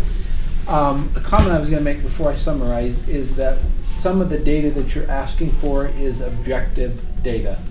Some of it is subjective data. We learned as Orem was working through their separation that not all data is seen the same by all people. And so I think just as we look for data to say, well, you wouldn't have this program or you would have this program, it's hard to predict what a new district would do or not do. So some of that data is interesting to look at, but very subjective in terms of what if. There is some variety among board members on feelings about this. That is a summary statement, and so I think we have captured individual desires of what we should or should not do going forward. So I think we will continue this discussion with board members and perhaps Tuesday morning meetings and others, and determine what is the will of the board for the staff to move forward. And as we ascertain that, we've heard the will of several board members, but we need to capture the collective will of the board, and then we'll move forward on that to provide the information and direction needed. Anything else you would add? Thank you for the discussion. Thank you for the discussion. Very Thank you for the Okay, thank discussion. you. Good. All right, Thanks for and your just to data. note, there is some data that they put together for the Orem people that wasn't presented here, but we do have, like how much it costs per student per school, that sort of thing. So we have that information. We just need to maybe get that out to everybody. All right, well, let's have dinner. We'll see you back at 6 o'clock with another exciting discussion. So I'm kind of feeling a little bit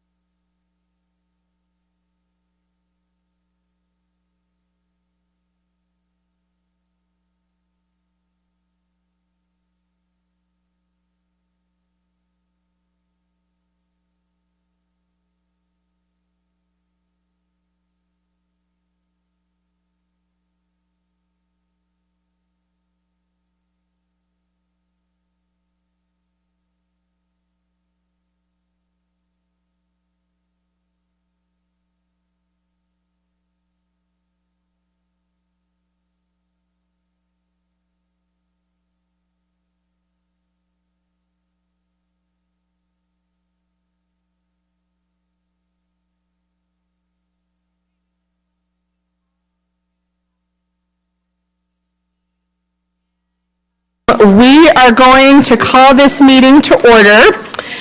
Our first item on the agenda is going to be the Pledge of Allegiance by Rob Smith, and that will be followed by our inspirational thought of reflection by Carla Smith.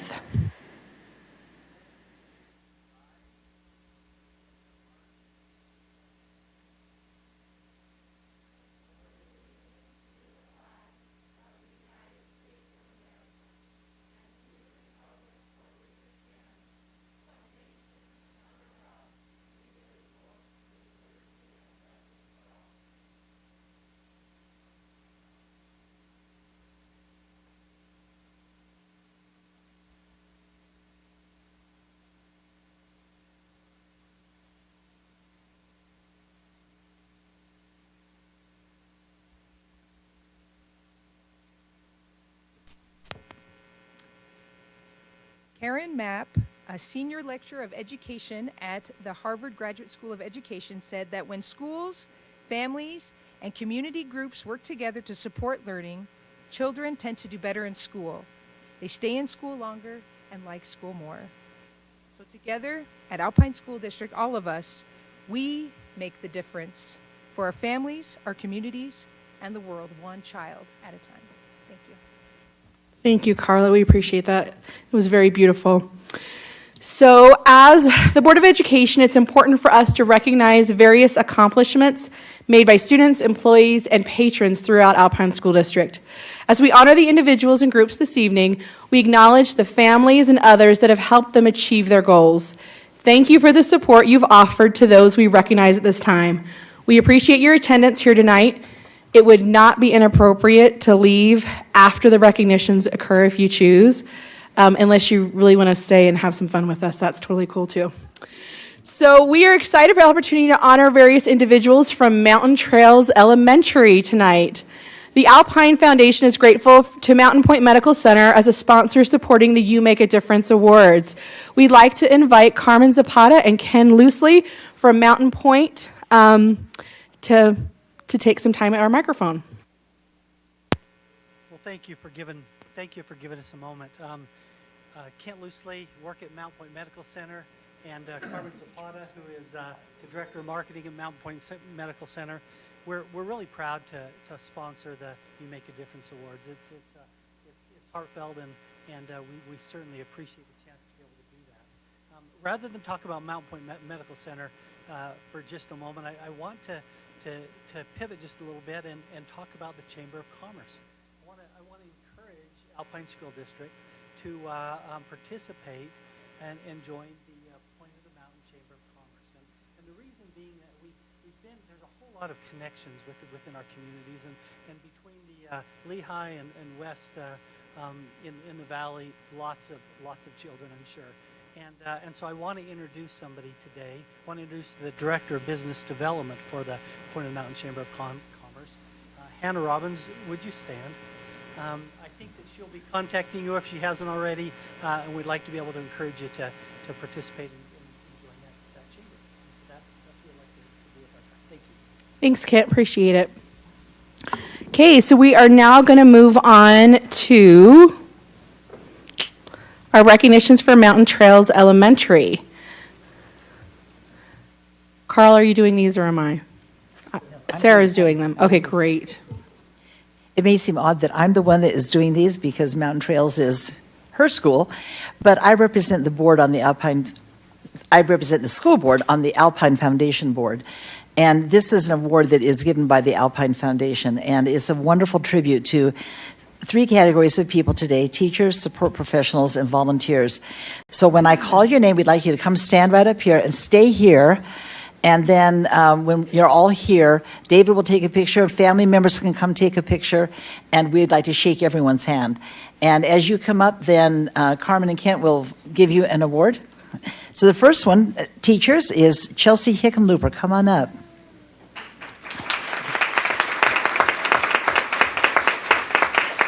Chelsea Hickenlooper is a great teacher and student advocate. Chelsea has given extra time over the years to co-produce our after-school play. Any of you who have been involved with drama know that's a massive undertaking. Costumes, props, rehearsals, kids. So Chelsea, thank you. Next, Alicia Boynton, please come up.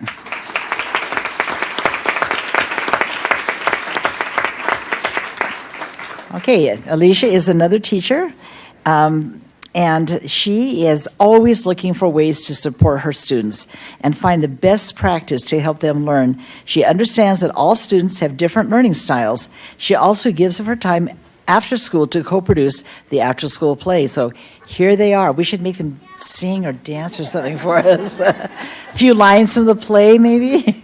So Alicia, thank you. Next category is support professionals. We'll have two people. First is Cosette Hutton. Please come up.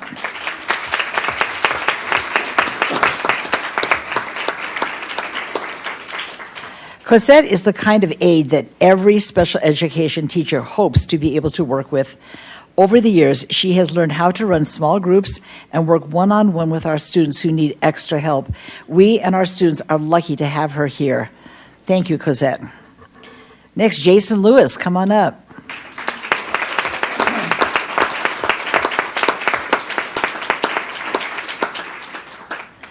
Jason Lewis has been here for the last 6 years and is one of those extraordinary people to whom their job is more than just a job.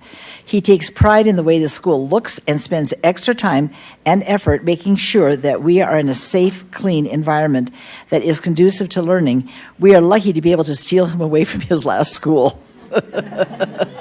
Thank you, Jason. Okay, two volunteers. Carla Smith, please come up.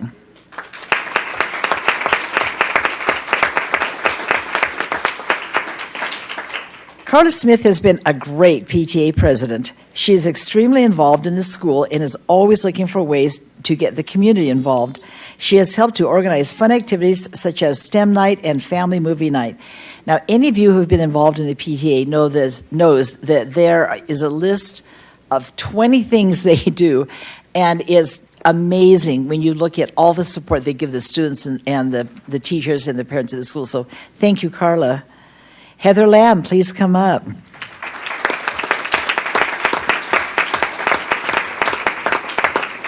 Heather is super proactive. She saw a need, and instead of just complaining about it, she found a solution and jumped in to make it better. Heather takes time out of her day, every single day, to make sure that all of our Mountain Trail students are safe. Heather, thank you. Okay, now it's picture time. So David will arrange everyone. He's the pro.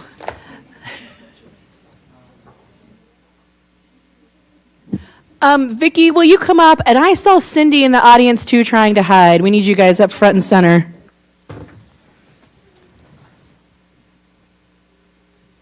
Oh, let's see, gotta find a window. Mark, let's just trade. Okay.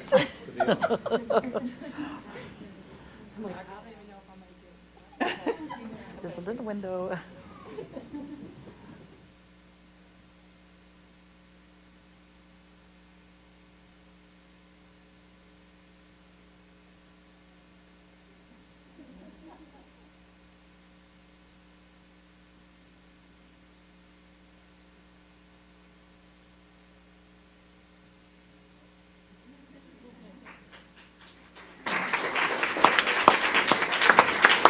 Okay, now we'd like to shake your hands, so all of our awardees, please come this way and let us.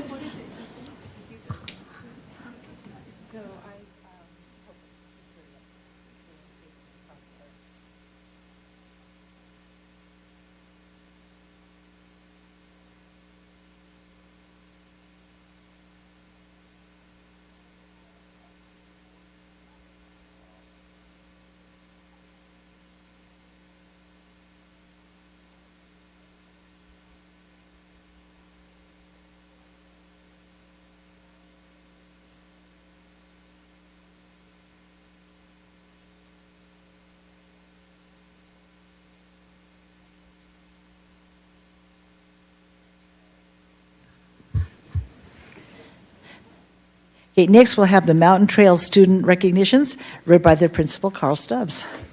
So, we'll go ahead and we'll just we'll start with kindergarten and work our way down. So the way we decided this, the criteria we used is every week we recognize different people or different students in our school who show, I guess, awesomeness in the 6 C's. And so we're going to start with Natalie Bird. So Natalie, come on up. And just a little bit about Natalie is she's an enthusiastic learner and perseveres when an assignment is challenging. She makes a wonderful leader and is always Natalie is kind, positive, and a great role model for her classmates. So good job.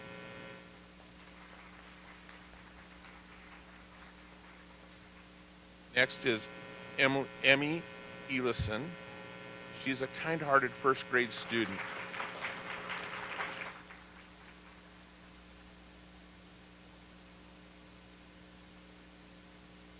Emmy is a kind-hearted first grade student. She is always willing to help others. She works hard even when the work is tough. Next is Roman Thompson.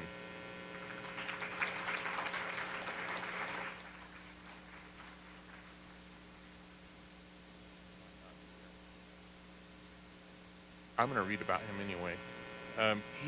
Roman is an exceptional student. Roman constantly strives to do his best work and is a respectful student and a kind friend. Roman is a great example of good character, hard work to his fellow classmates.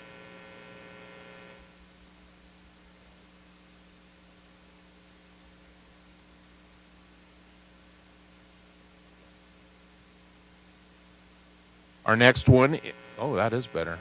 Yeah. Thanks, David. Pro tip, eat the microphone. Okay, our next one is Tad Elison. No, yes. Taz. Where's Taz? I'm sorry.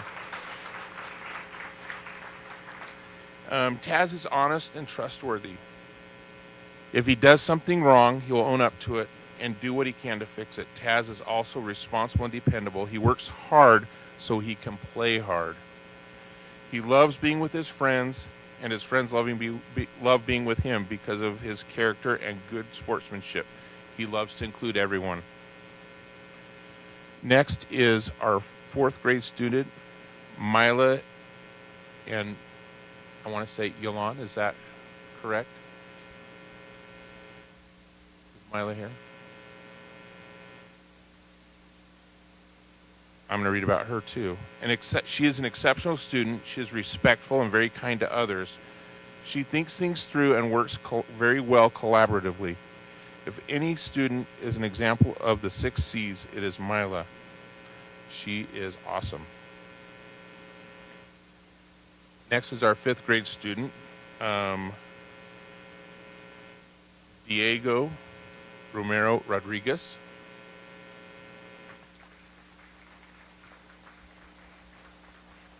And he might not have been able to make it either. It's like a 45-minute drive from my school to here, especially in traffic, and there's a lot of traffic today. And here's what his teacher had to say about him. Being new to a school can be a challenge, but not for Diego. He has quickly made friends because of his relentless politeness. He is kind to everyone and makes our school a better place to learn.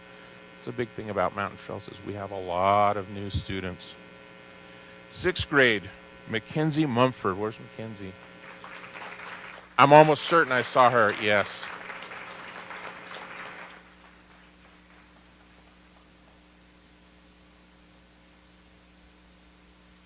And I always like to say about the Mumfords that they're the amazing Mumfords. I don't know if anybody, but let me tell you a little bit about her. She works hard every day. It doesn't matter what we're working on. She is always putting in 100% effort into everything she does. On top of putting her heart and soul into everything she does, she is quick to make sure others feel confident in their work also. She is great at helping when it is needed and teaching where she can. She has a joy of learning that makes me happy. That's what her teacher had to say about her. So fantastic job. Let's give these guys a big hand.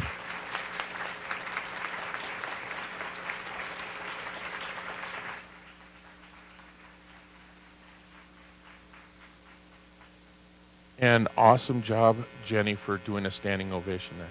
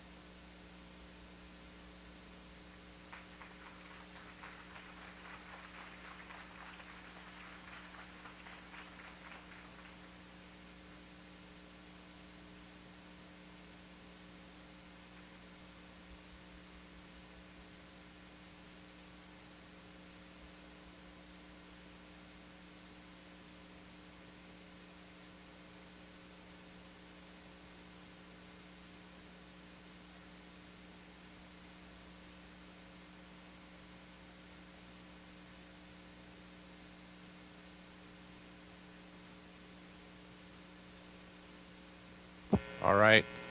As you can see, we have at Mountain Trails a wonderful staff. It was very difficult to try and figure out who to recognize, and I could have picked just almost any teacher on my staff this year. The board asked me to talk a little bit about our culture and what Mountain Trails is about. I started at Mountain Trails 6 years ago, and when I started there, we were just under, now I get number blind some days, just under 800. Either 800 or, yeah, I think. Right now, last time I checked, we were at 1334. And so that's a lot of growth that has happened in the last 6 years. And really, a lot of it has happened in the last couple of years. And my staff has risen to the occasion. And my parents have risen to the occasion. You know, you probably hear the stories about people who maybe get upset in the drop-off and pick-up. You probably have heard a few of those. Most of them don't. Most of them pull forward. Most of them smile and wave at me, and smile and wave at everybody else. In fact, almost all. It's just the one or two that sometimes you're like, oh, man. And they're waiting a while in that line, and so they're very patient. And so we have that going for us. We have kind-hearted people who love their kids and love our school. At Mountain Trails, sorry.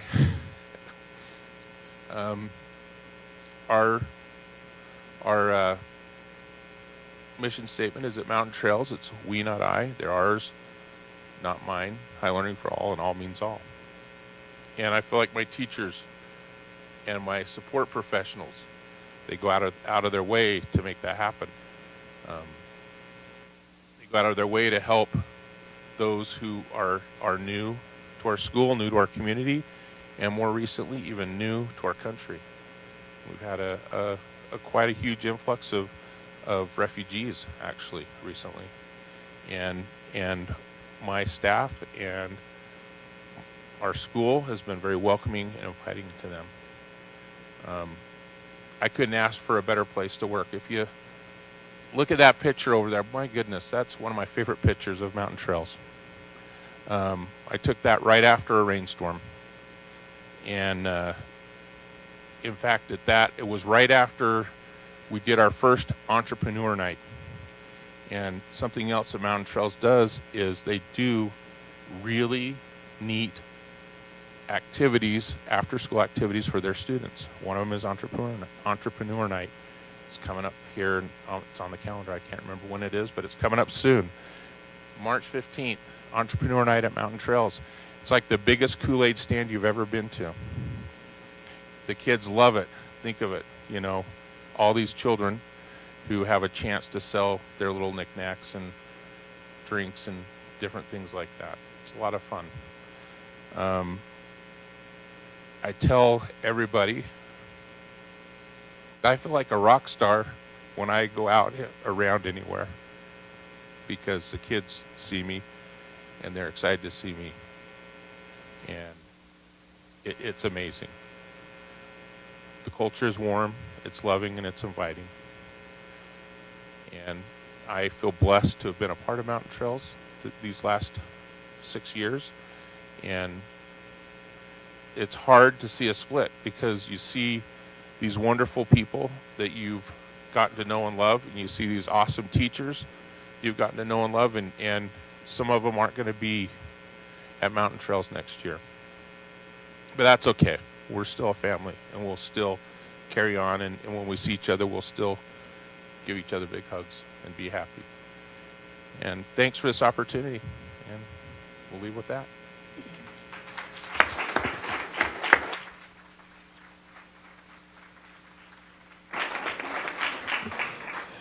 Thank you, Carl. We appreciate it. I have to say, because Mountain Trails is one of my schools, there are many things that I love about Mountain Trails, but just the feeling of community engagement. I was there a couple weeks ago when they were doing a STEM night, and like you couldn't find a parking spot. It was so crowded.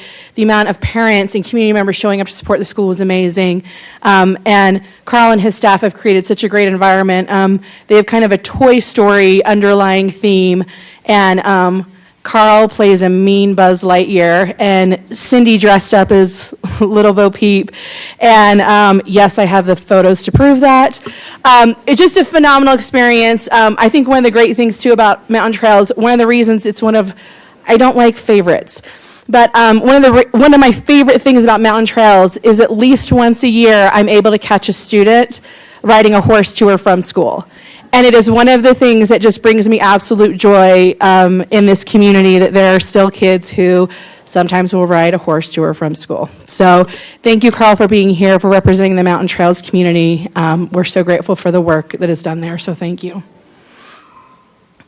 Okay, so we now, and this is the time, right before we start community comments, if you're ready to go, we wish you a lovely night and bid you adieu. And say it was lovely having you here. It's not rude to get up and leave the meeting. It's totally appropriate if you've had enough and are ready to head home. So that's totally fine. Yes. We now have up to 30 minutes set aside for public comment. This opportunity is allocated for patrons living within the Alpine School District boundary. A sign-up sheet was available prior to this meeting, allowing up to 10 patrons the opportunity to speak. Those living outside of ASD and those who were unable to sign up before all slots were full can submit written comments at alpineschools.org/schoolboard. There is also a QR code in the lobby, and that QR code will take you directly to that form. As you are called up, we would ask you to please introduce yourself by stating your name.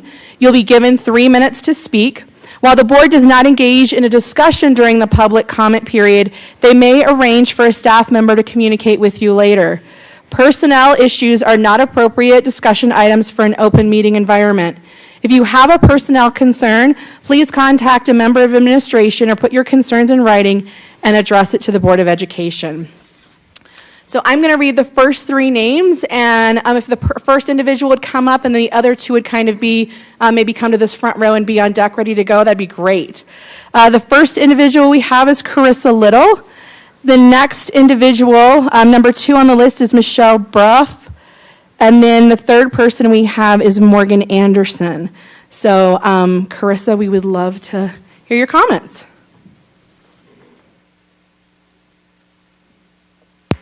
I'm Carissa Little.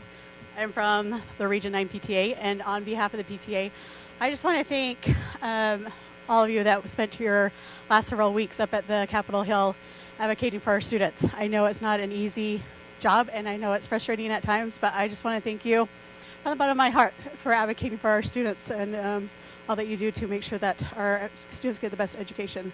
And so thank you. Thanks, Carissa. Appreciate that. Michelle, you're up next, then Morgan Anderson, and then after that, Vanessa Hogan. I wanted to talk a little bit about Black History Month in Alpine School District. So I'm a member of a group called KG. It stands for Community Advocates for Justice and Equity in Education. We're focused in Utah County. I think Felicia came in January and introduced our group as well.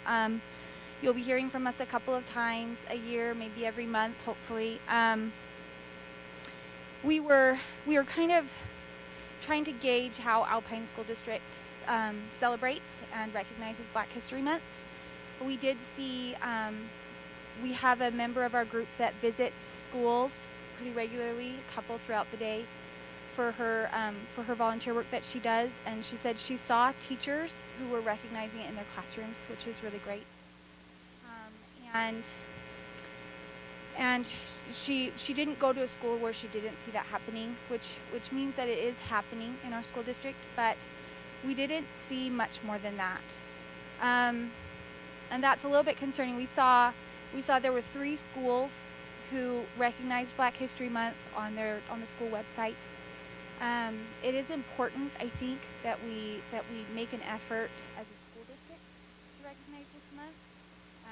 It increases the awareness of our entire school body, the experiences of Black lives in our county, in our schools, of their friends, of their classmates, without putting the burden of increasing that awareness on the children of color in our schools, on the Black students or staff. So we had some.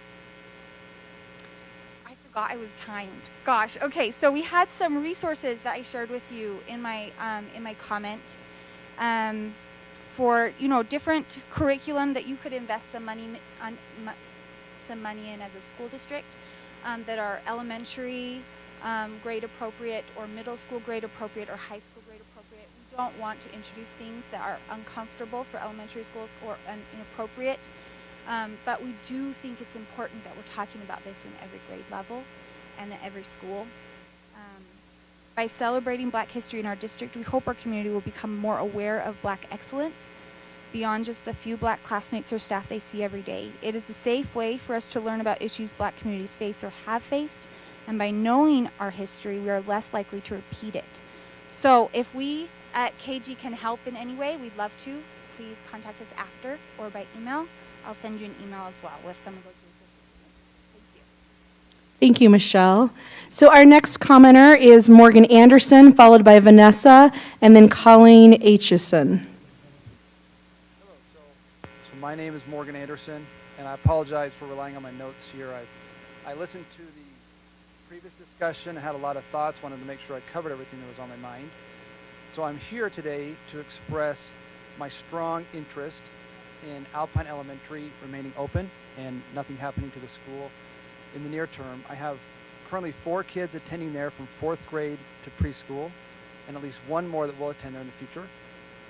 We moved to Alpine with my family a couple years ago from a different city where my kids attended a charter school that had fairly good test scores, but the academic outcomes of my children since moving here has been so much better than before.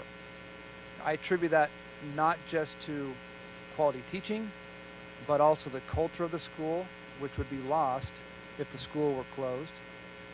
I talk to my kids and my kids' teachers who all tell me that all the kids in the classes are friends with each other. They all get along and accept differences between each other, and I think that is a large part of what makes it a special school. Of my oldest 2 children, one is much more quiet, and the other is very outgoing. Both of them walk around that school like they are celebrities, because the culture of the school is such that everyone knows each other and waves at each other and is friends with each other. And I've come to very much appreciate that. So I feel like my comments are essentially echoing Carla's inspirational thought from the beginning of this meeting, where she said, when schools, families, and community groups work together to support learning, children tend to do better in school, stay in school longer, and like school more. So that is why I'm here. My kids actually like going to school now. And that is the main reason they are excelling in school now. I know there are others here today that feel the same way about Alpine Elementary. And my sense is I want to make clear that the school district, and especially the board, you do an excellent job in managing the district overall. I just want to keep some of these community voices and qualitative factors vivid in the minds of the board as they discuss Alpine Elementary, because it would be a shame and a hard blow if anything happened to it in the near future. Thank you. Thank you, Morgan. Our next individual is Vanessa, followed by Colleen, and then Jocelyn.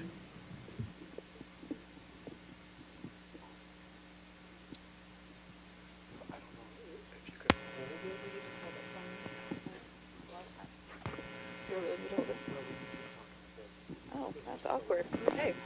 Okay, so I had thought that the public comment was at the end. I was hoping to hear the meeting, so I am not as prepared as I would like to be, but I will just go for it. So I am a mother of some awesome kids at Alpine Elementary, and I, like others here, was concerned about the potential closure. I know it's not one of the 5 that will be closing in the fall, or on that list is what I've been told, but from your meeting maybe on the 14th, it was pretty clear that it could be in the near future, in some point in the future, be on the list of closing and our kids being bused somewhere else. So I've been thinking of the questions I've been wanting to ask surrounding the decision to close the school, and I know there's a lot of us here that have different thoughts about this, but I really want to understand the motivation behind the closures, not just ours, but really all of them. I know a bond didn't pass, and I want to understand, because there wasn't money there, is that why we're now having to close schools to fund what was planned, and the plans didn't come to fruition, and now you need to backpedal and figure out how to meet up with the plans you've made without planning ahead of time. So I want to know how we got here and who's accountable. So community growth and decline, it's not a new phenomenon. This is something that we all should be prepared for. There's studies, you can look into all of these things. We should be prepared. The student population of Alpine City, which is Alpine Elementary, Westfield, Timberline, Lone Peak, makes up roughly 2% of the total district enrollment. 4% of the total property tax dollars allocated to Alpine School District comes from Alpine City. I'd like to know, what are all of the tax dollars, Alpine specifically tax dollars, being used to fund, subsidize and build? How is the money distributed? How is the money being spent, and what is the justification? I've been heavily involved in many programs within Alpine Elementary and have witnessed mismanagement of funds at the district level and at the school level. Being so involved has been eye-opening, but not in a positive way. I want to believe my tax dollars are being spent in ways that are helping my student and the students of my immediate community in Alpine. I don't feel they currently are. Mountain Ridge Junior High was brought up as a potential closure as well. I don't know where that falls on the list, but this closure would greatly increase the population of Timberline Junior High, and I'd like to understand, again, the why of this closure. Alpine Elementary is a super old school. I get that. If it's going to cost a lot of money to redo that. A couple years ago, I was told that we are not on a remodel list. We're low on the totem pole because a new roof counted as our school remodel. Currently, we're not earthquake safe. We had asbestos problems in our kindergarten. I asked the district, and I called many times to ask for follow-up on what's happened with the asbestos. I'd like to see that it actually happened, and no one got back to me on any of that. So I don't even know if my kid is safe in kindergarten right now. It's not earthquake safe. So in closing, because I know my time is up, if our tax dollars are keeping other schools afloat while ours is on the chopping block, maybe not this year, but could be in the coming years, I'd like to be ahead of it, but I'd also like to state that that's a problem with the system. Thank you, Vanessa. Next we have Colleen, and then Jocelyn, and then Andrea Clough.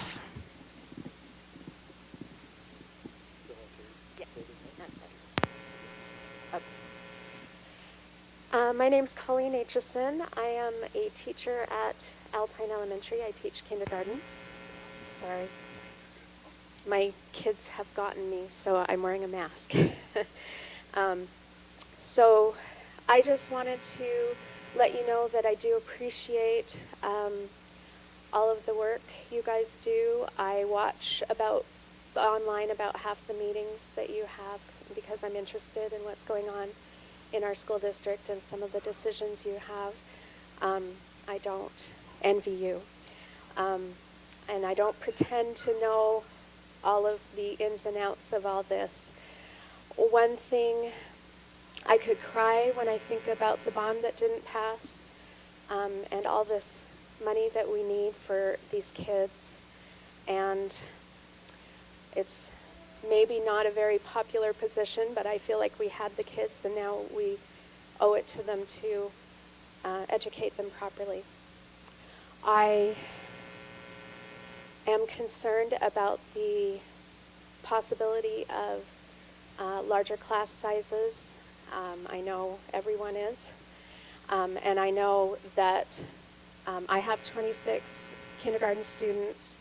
That's not even close to what some of my colleagues have. And I had 30 one year, and it nearly did me in. And so being able to meet all of their needs is impossible.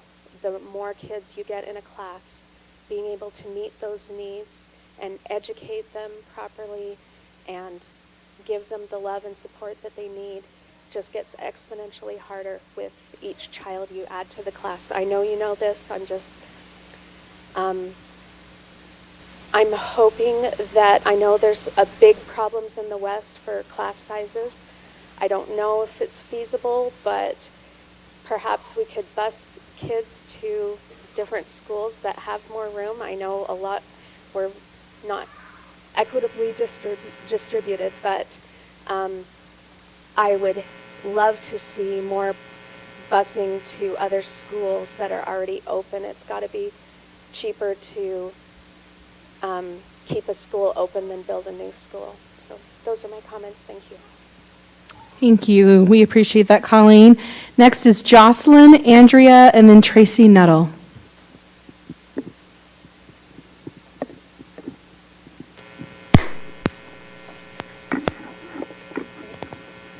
This will take some skills. My name is Jocelyn Aquenye, and I first of all just want to thank you guys for the work that you do. Echoing what's already been said, you guys have such a tough job. I don't want it either, and I'm just really grateful for the amount of time and love that you put into doing what you do for our kids. I'm really grateful. I'm here with Michelle. I collaborate with KG when I can, and I'm really grateful for the work that they're doing. With Black History Month this month, I've been trying to be more involved in my school. And it got me thinking about when I started learning about Black history, which was, as an adult, probably 5 years ago. And for me, as a white person, I looked back on my education and I felt very betrayed. I felt like, why hadn't I learned some of these things before? Why didn't I know a full picture of things in the past? And it was really hard for me. I'm married to a black man. I have black children, and it was hard enough dealing with learning about what they were really going to be dealing with and going through, but at the same time I felt sad for myself that I was a white child who didn't get given the full information that I could have used to be a better person, I felt like. So in thinking about my kids' experiences, I've been asking them over the years, what are you doing for Black History Month in February? And it's always nothing. Whenever we talk about Black history, it's just about slavery. And that made me so sad. So I've been more involved in the past few years. And like she said, I know so many teachers who are doing better, but even in my going into their classrooms and teaching it with them, the teachers are saying to me, I don't know how to do this well. I don't know how to do this right. And with all that's going on down at the Capitol and legislation that keeps getting brought. I just want to thank you for the efforts that you guys are making to keep this push going, to keep these conversations about these things going, because not only will my children so greatly benefit from it, but all of the children here will. They will be better for it, for having that information, for being able to use it to help each other, to be equitable, to be inclusive, to love the diversity that is around them. And I just want to thank you for your efforts in that. Thank you, Jocelyn. Next, we have Andrea and then Tracy.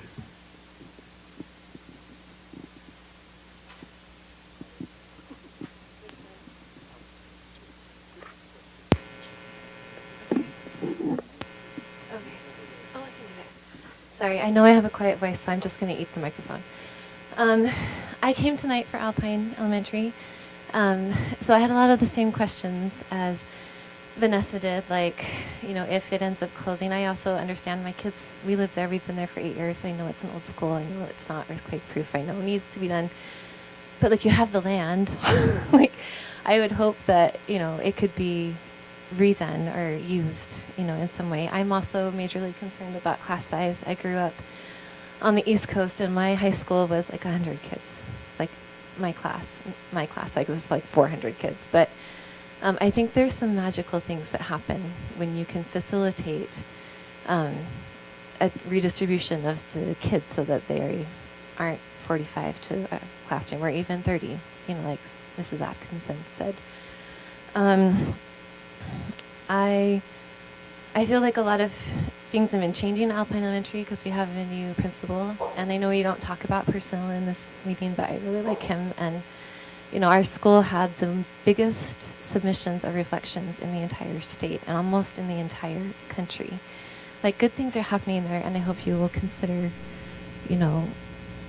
preserving some of those things. And I think Vanessa makes a good point in that there are a lot of, I know that enrollment is down because it's an expensive area. If my family hadn't moved there 8 years ago, we would not live in Alpine. We just couldn't afford it, especially with the increasing housing and stuff. But I don't know if, ebbing and flowing of students, that's normal. And, I wonder if that will change the cycles as families move in or people die and stuff like that. So something to consider.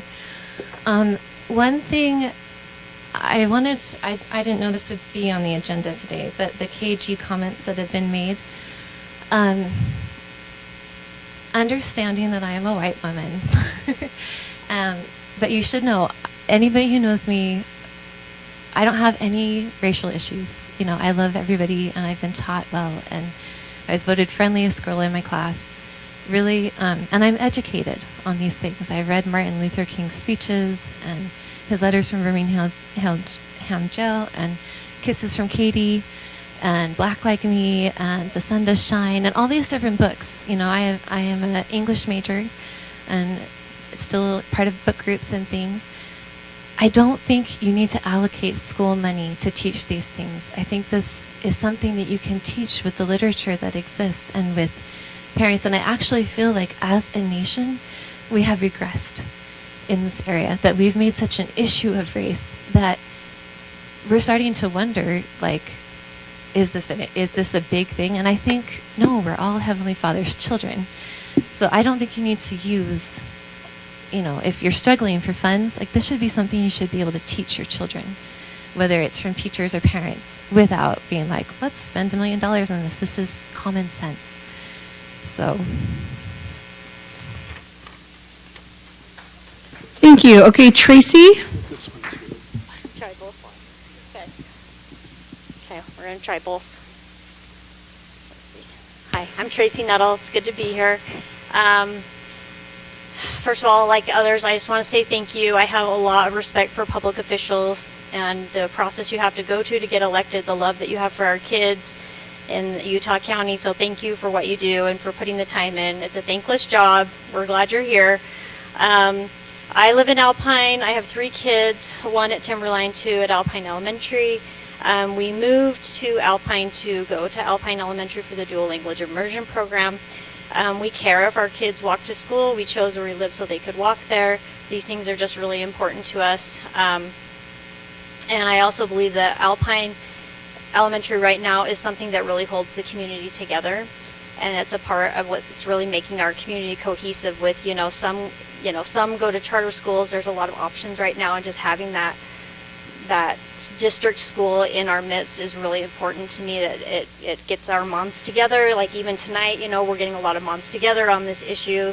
So I'm just here to tell you, we want to be part of the conversation as we're talking about Alpine and dual language immersion. That's why we're here. We have lots of interested moms that would like to be here too. And just tell you, I believe in public education. I work in public education. I want my kids to be publicly educated, and to see that opportunity go a little farther away from where we are, where it's right in our community right now, would be sad for me. So thanks again. Thanks for letting me speak. And anyway, I hope you have a good meeting. Thank you. Okay, so we need to now move on to our routine business. Superintendent. Thank you.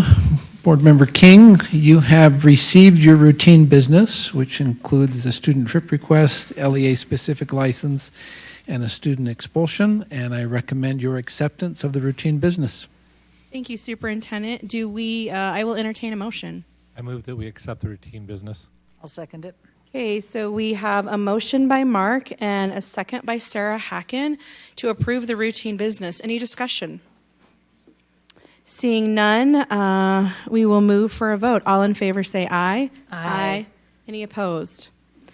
Thank you. Next, Superintendent, moving on to our discussion action items. Yes, thank you. Board Member King, we have 5 discussion action items. We'll invite Craig Brinkerhoff, Executive Director of Legal Services for Alpine School District, to come forward.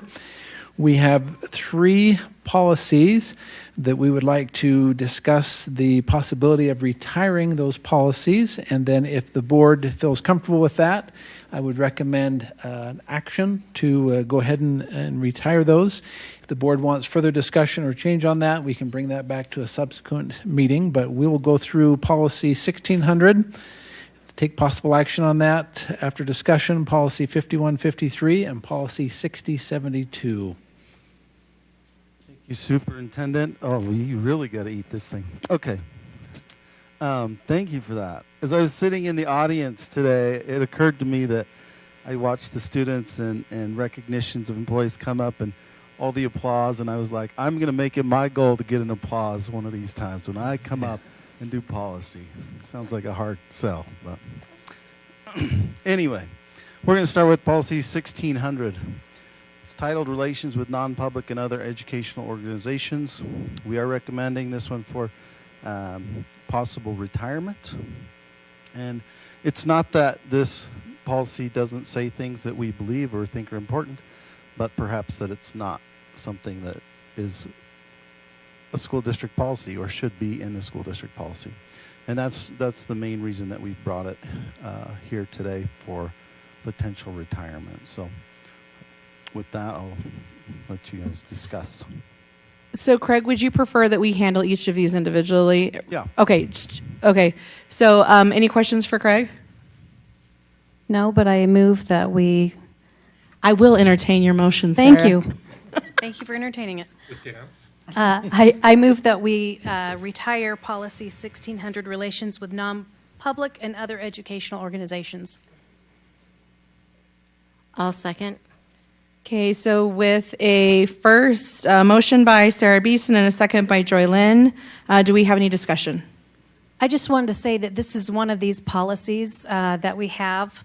It's older. It was written in 1986, and it was reviewed 20 years ago.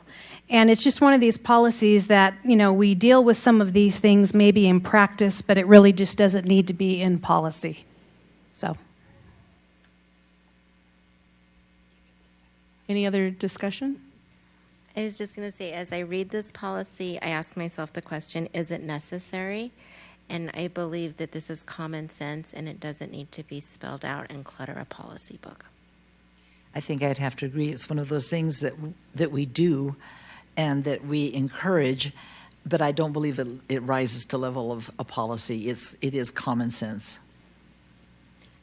Yeah, I think that collaboration is part of our culture. It is standard professional practice in Alpine School District, and it is embedded in our culture.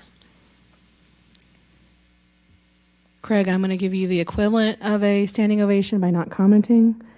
Okay, so with a first by Sarah Beeson and a second by Joy Lynn, all in favor say aye.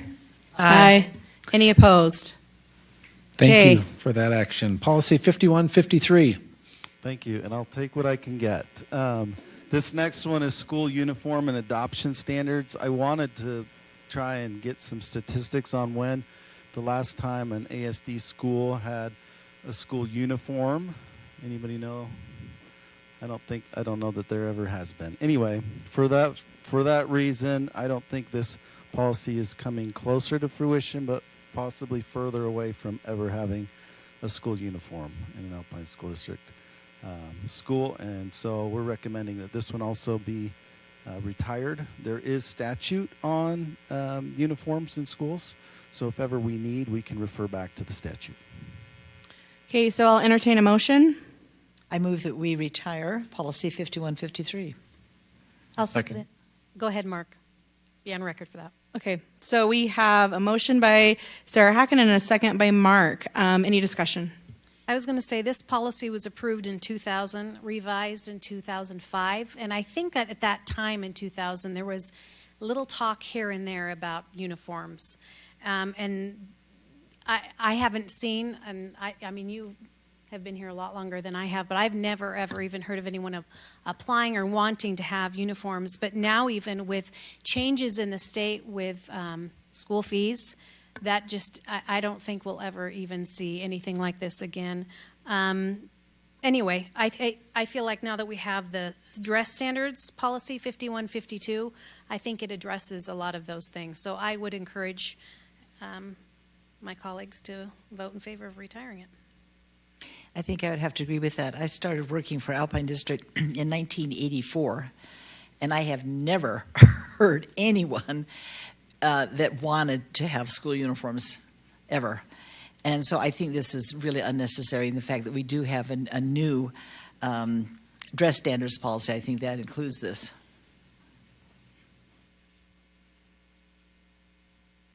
I'm just going to be the naysayer here because I think this is an option that is available to any of our schools, and I like having it in policy that it is an option. Perhaps a better place for it to be would be in our dress code. Anyway, I would be in favor of keeping it. The only concern I have with that, because I understand that, Ada, is the fact of school fees, that we would be responsible to pay for those uniforms based on school fees. And that's why I'd want to steer clear, because we would be responsible. Am I wrong on that, Rob? Yeah, could you Based explain on that? school fees, it's a uniform? Many of our extracurricular or co-curricular programs do deal with fee waiver issues because those uniforms are required. So the concern is a legitimate concern. We'd need to dig into that just a little bit more to determine whether or not what the limits of those things would be. I don't have an answer right now, but we do have situations where there are fees waived, and some of those are for uniforms, for choir, for band, for others. And so just a sensitivity there, that is something that I think we would want to make sure we do the research, and the concern's a valid concern from my point of view. Okay, so we have a motion by Sarah Hacken and a second by Mark. All in favor, say aye. Aye. Any opposed? Okay, so Ada opposes. That passes 6-1. Thank you. Policy 6072, pornographic literature. We'd like to retire that. Okay, and I want to talk a little bit about this one as well. Again, this is not because it's not something that we're concerned about. We do have other policies that address pornographic literature in our schools. Those policies are 6161, 6068, and 5250 are just three examples. So we felt like this policy could be encapsulated in those other policies. However, there may be some language in this that we could instead revise rather than retire. So I think on this one, we're open to discussion as far as what the board would like us to do. But we definitely do have other policies addressing pornography in schools. Okay, so I'll entertain a motion. I move that we retire policy 6072, pornographic literature. I'll second. Okay, so we have a motion by Sarah Beeson and a second by Stacy. Discussion. Well, one thing I will say about this policy, and kind of to reiterate what Craig is saying, is this is not saying, yeah, we don't need to have a pornography policy in our list of policies. But again, this one was written in the 80s. Talks a little bit about, if you go through the policy, about magazines, and there will be frequent locker checks. So it's just so out of date. Not only that, we have policy, for example, 4185 and 2.9.22, which was revised in 2020, so it's more recent, that talks about the occurrence of dissemination of offensive material. And we have our new sensitive materials policy 6161. We have our policy 5250, that deals with our electronic communication and entertainment devices. And in 2.7 in that policy, it says at no time can pornography be disseminated or accessed through electronic devices. So we're not saying we don't have a pornography issue. Well, we don't have a pornography issue. We hope we don't have a pornography issue. What we're saying is we have this absorbed in other of our policies, and we want to be more current with that. And so that is why I'm recommending that we retire the pornographic literature policy 6072. There's also a couple issues with just the language in this policy. If we kept it, we would have to do some serious revision. We spend a lot of time in this policy explaining that we will work with PTA or telling PTA what to do. PTA is a separate organization, and they should be able to establish their priorities. I also think it's, though noble, very difficult to instruct school staff and PTA to go to grocery stores and turn magazines around. And then section 1.14 is now in conflict with policy 6161. So there are some issues with this policy, and the material is covered in several different policies. So it's not saying that we don't believe that there's pornography out there or that we support pornography. What we're saying is this policy has some serious limitations that are better addressed in additional policies. I just appreciate the work of the policy committee on this and your research, and I just appreciate the background. Even on the first reading, I can tell that this policy is just strange. It's overreach. It has us going into areas that we're not responsible for in the community. Other organizations should be responsible for them, but not this school board.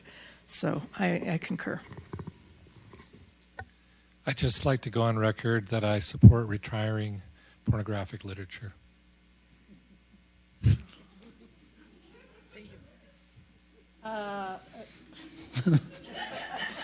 I don't really know how to respond to that. Okay, so I'm just going to reiterate that we have a motion by Board Member Beeson and a second by Board Member Bateman. All in favor say aye. Aye. Any opposed? That passes unanimously. Thank you. Thank you. The next item is our fiscal year 2024 tentative capital outlay budget. Appreciate Rob Smith, our business administrator, and his team who reviewed that in study session. We would open that up for discussion and recommend, if the board is comfortable with that, approving the tentative capital outlay budget. So I'll open it up to Rob to answer any questions the board members have about the capital outlay budget before moving on to an action if the board felt so inclined to do so.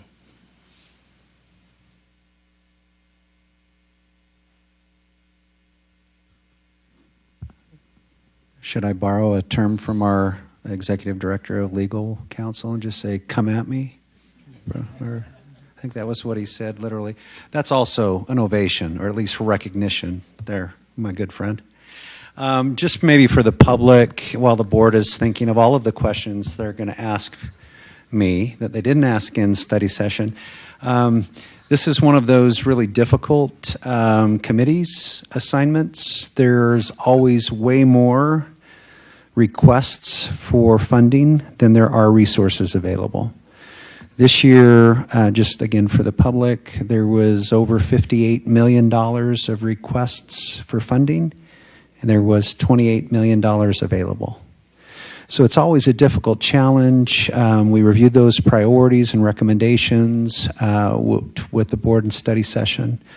That presentation is available for the public if they're interested, but a few things that are included in the recommended budget. Bus lease payments. We've purchased new buses, and we pay for them over a couple of years. We have built facilities with lease revenue bonds and pay for that over about 20 years. Physical facilities, replaces roofs, does asphalt projects, et cetera. We have a rotation of school computers for teachers. We purchase things like our network software and just a variety of others, intercoms, telephones, computer repair, et cetera, et cetera. One of the other things we did also recommend is if additional funding is made available, that we do have 2 recommendations that we reviewed in study session to increase the percentage of the requests funded, or to review and reprioritize some of those specific projects to ensure they're completed. The reason that it's for action tonight is we have a very short window in the summer when school gets out to when school opens back up. Our high schools are used pretty much year-round, and so we have to work around some of those programs because of all of the programs and activities that our schools run. But it gives our operations team time to get in, try to get as many projects done and ready for our kids and our families as they come back to our schools in the fall. The second reason is with supply chains the way they are, there's a significant lead time on major capital equipment like a air conditioner unit for a school or a boiler. And so by approving that early in the process, it lets us get those purchase orders for next year's budgets in motion so that those pieces of equipment with long lead times can get here, and we can try to get some of those installed. And again, to support our students in our schools. So again, I've given you a lot of time, talked a little bit. If you have additional questions, happy to entertain them, but would definitely recommend your consideration of approving this tonight so Kimberly and her crew can get to work. Rob, just to clarify, this would be a tentative to allow for us to proceed on those capital projects. The board would come back later for a final approval of that. That is correct. Your final would be approved in the June meeting when you adopt your budget for fiscal year 24. Thank you. Okay, so any specific questions for Rob? And if not, I can entertain a motion. I move that we approve the fiscal year 24 tentative capital outlay budget. I second it. Okay, so we have a motion from Board Member Bateman and a second from Board Member Hacken. Any discussion? I think we've said before, and I hope everybody will take a chance to go listen to the beginning of study session, but that's our least favorite finance/budget meeting of the year. It's really hard to look at a list of needs and to know that every single thing that made the list is something that we need to do, and that our money does not allow us to fill them all. So I am appreciative to the business services team for coming up with a list. I mean, I think one of the things I appreciated most about that budget meeting was just kind of the collaboration between what do you really need or what can we kind of hold back on. And I think we've tried over the last couple of years to move things out of capital that shouldn't actually be in capital if they're in operations. But just grateful that our people are just very frank about what they need and willing to work together. And I think that that makes a big difference. I think this is one of the hardest lists ever to look at. When you see a $30 million gap between what we have and what we need, and we look at every single project and think, yes, we need to do that, we need to do that. And if we don't, then we have to put it off another year, and we have funding next year. You know, will it rise to the top? So I think this is, they've done an excellent job. It's the best we've got right now. But I really hope that some other funding might become available from the state or something so that we can address more of those needs. So I would absolutely support this. I just wanted to comment that this is a needs list. It's not a wish list. It's not a everybody gets some list. These are critical needs. And even though they're critical needs, in this current climate, we can only fund them at 46%. So it's really difficult to make those decisions as to what is the absolute most important and make sure we focus on that. And I appreciate the creativity that the team put together and really trying to hone in on things that absolutely can't wait and maybe things that can wait a little bit. I just appreciate the time and the effort put into that. I agree with all that's been said, and I appreciate the work that's gone into creating and sifting through these needs. And it's just, I see pointed out to me that whenever any of our staff pursues alternative funding methods, like writing grants, that's a big deal. It helps us out so much. So for all of you teachers and district employees who have, taken the trouble to write a grant, thank you. It does make a difference. Okay, so we have a motion by Board Member Bateman and a second by Board Member Hacken for FY24 tentative capital outlay budget. All in favor say aye. Aye. Any opposed? That passes unanimously. Thank you for passing that. Thank you, Rob, for you and your team for leading that, and for the departments that participated in that. We're willing to make some sacrifices. We hope for additional funding to plus that up. Okay, our last discussion action item is our district-wide boundary and program study report follow-up. So I will invite Kimberly Bird to get set up to present some information while I give the public a little bit of background, remind the board where we've been with this. Following the non-successful bond in November and December, we asked the board for authorization to do a district-wide boundary and program study to look at our enrollments, declining and increasing enrollments across the district, our programs and where they were distributed, to see if we could create some additional opportunities within restructuring boundaries and schools in the district. Kimberly and her team went through a thorough review. There were about 30 people that made up those teams from various departments and representatives in the district. That information was presented to the board on the 14th of February at our work session. We had a great discussion then and a presentation of information, but there was no action taken at that time.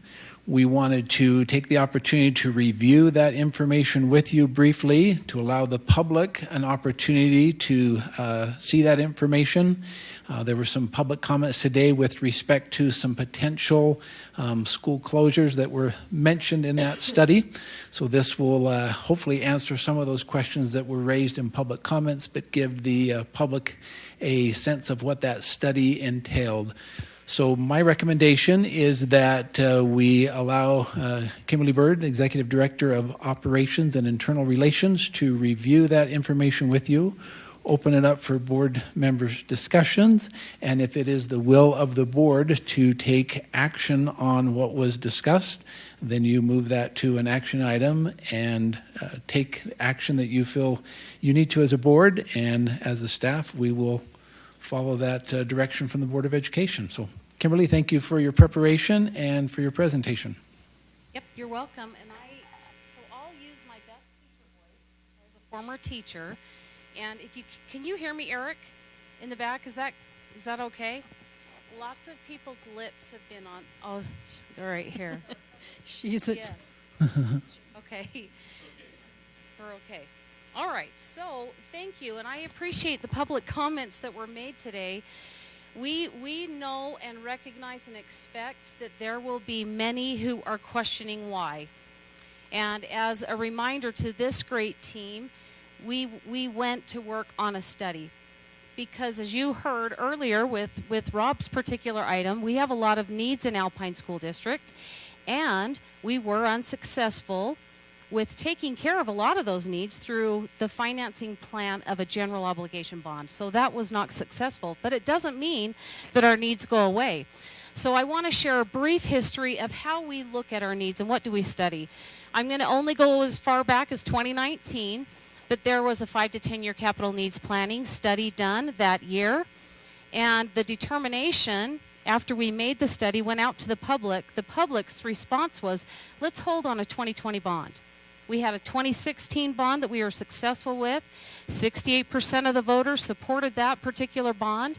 But in 2020, they were saying, are you really maximizing the use of your facilities? Because as we support our taxpayers' dollars and we're careful stewards of their money, we want to make sure that as a district, we are using our facilities and maximizing their capacity. Because we'll note today for you about what are the operational costs of a facility? And are we duplicating those costs in some areas because we're not maximizing the capacity? We'll go into that in further detail. From there, after the hold, we generated another study. You can see we did that in 2021, 2022. I work specifically with a capital team. That team is served by 3 board members. We made a study of our greatest needs. We also generated from the greatest needs, how could we take care of some of them? Well, it was through a general obligation bond. So the board approved for us to go out and put on the November ballot a 2022 bond. Voters, as we were looking at this, we knew that they could either vote to support or not support that type of funding.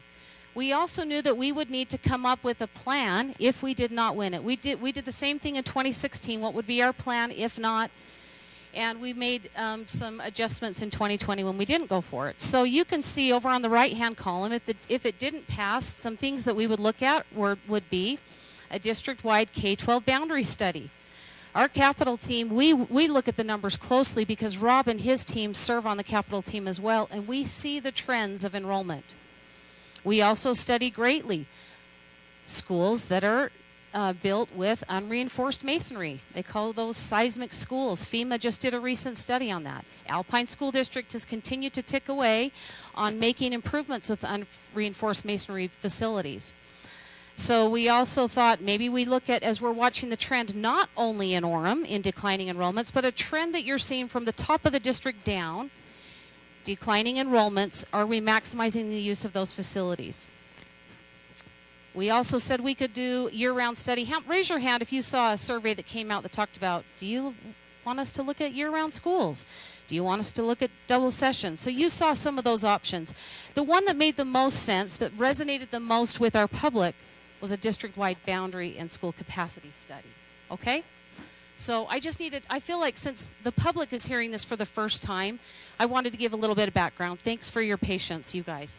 And we also have new board members that weren't here on some of these history things. Okay, so as you remember, we went out for it, largest bond number we've ever gone out for, $595 million, to take care of a lot of those capital needs that we had discussed. I think there were 11 to 12 projects, major projects.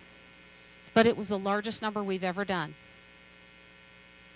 Okay, you saw lots of things in the news, whether it was on TV or in the media, social media. This was the result, though, in November. Voters voted no on the bond. So what did our current board at that time, I know we have another new member, but the current board at that time said, okay, our needs haven't gone away. What's our next step? So we positioned or we pivoted to that plan B.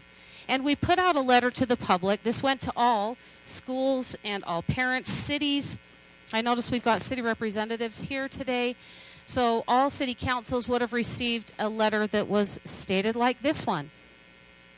And then that middle section said, after the initial review of the study, because we're going to go into a study, all schools are on notice, all parents, all students, schools on notice that we need to take a look at enrollment, we need to take a look at the facility, do we need to shift boundaries, and in some cases, do we need to recommend closures? That was the notice that came out on December 8th.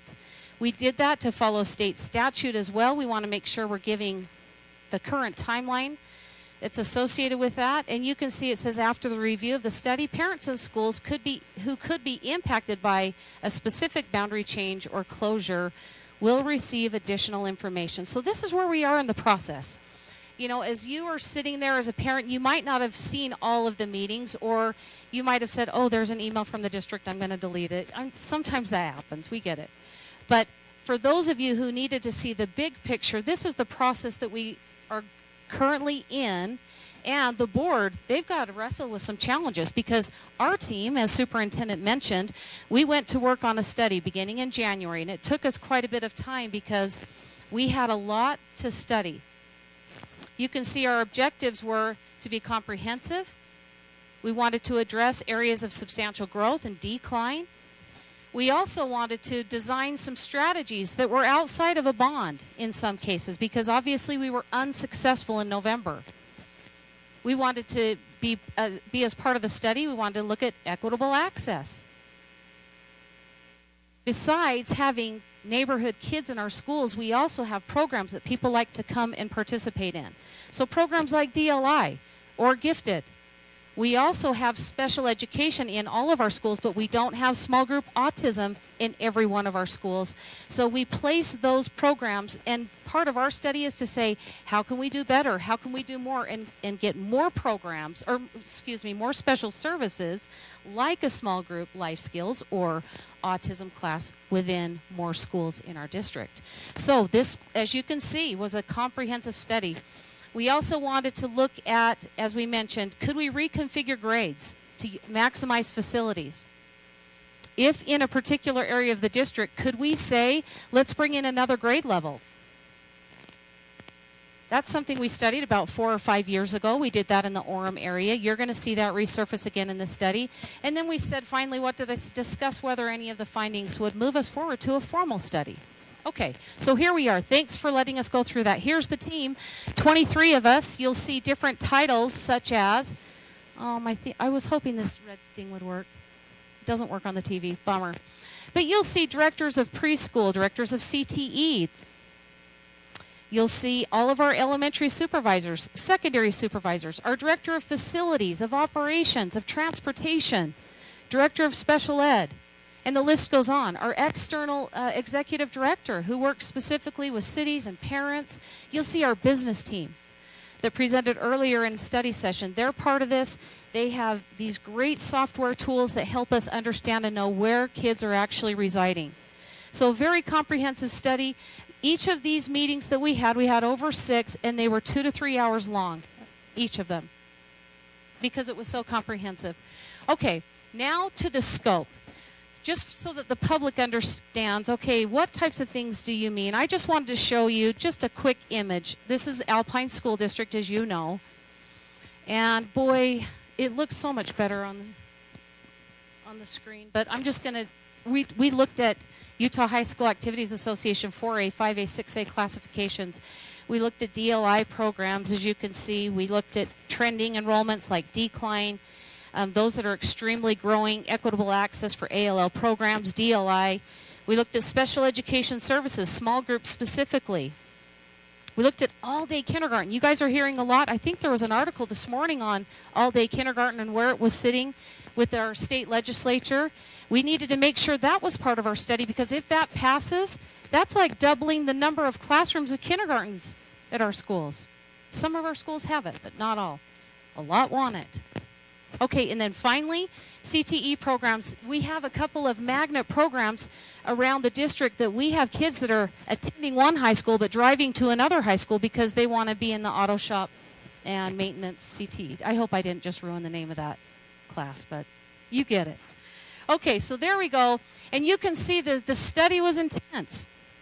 I didn't do lines everywhere, but I just tried to help you with the comprehensive visual. Here we go. So this is what we did. We went city by city, school by school. We looked at August's upcoming enrollment and where it's sitting. And we heard from the Great Mountain Trails today at the first of our study, and he noted that there were 1,300. You were going to be just knocking on 1,400's door had the board not made a quick decision outside of a bond to go through a local building authority to fund a new elementary school. Thank goodness for that. Because not only your school, but Blackridge was sitting at 1,205. Blackridge was significant, but you've got others that are over 1,000. You still have Brookhaven, Pony Express. So I want everybody, take a look at the front column. The first column is what it'll be in 2023. Each of these schools, you can see that because of the new elementary, we have several schools sitting at a nice size. Thank goodness. Well, for a couple of years. Because that new school in Overland that we're going to open in August, in 5 years, in 2027, it's projected to be back to our watch list. Okay?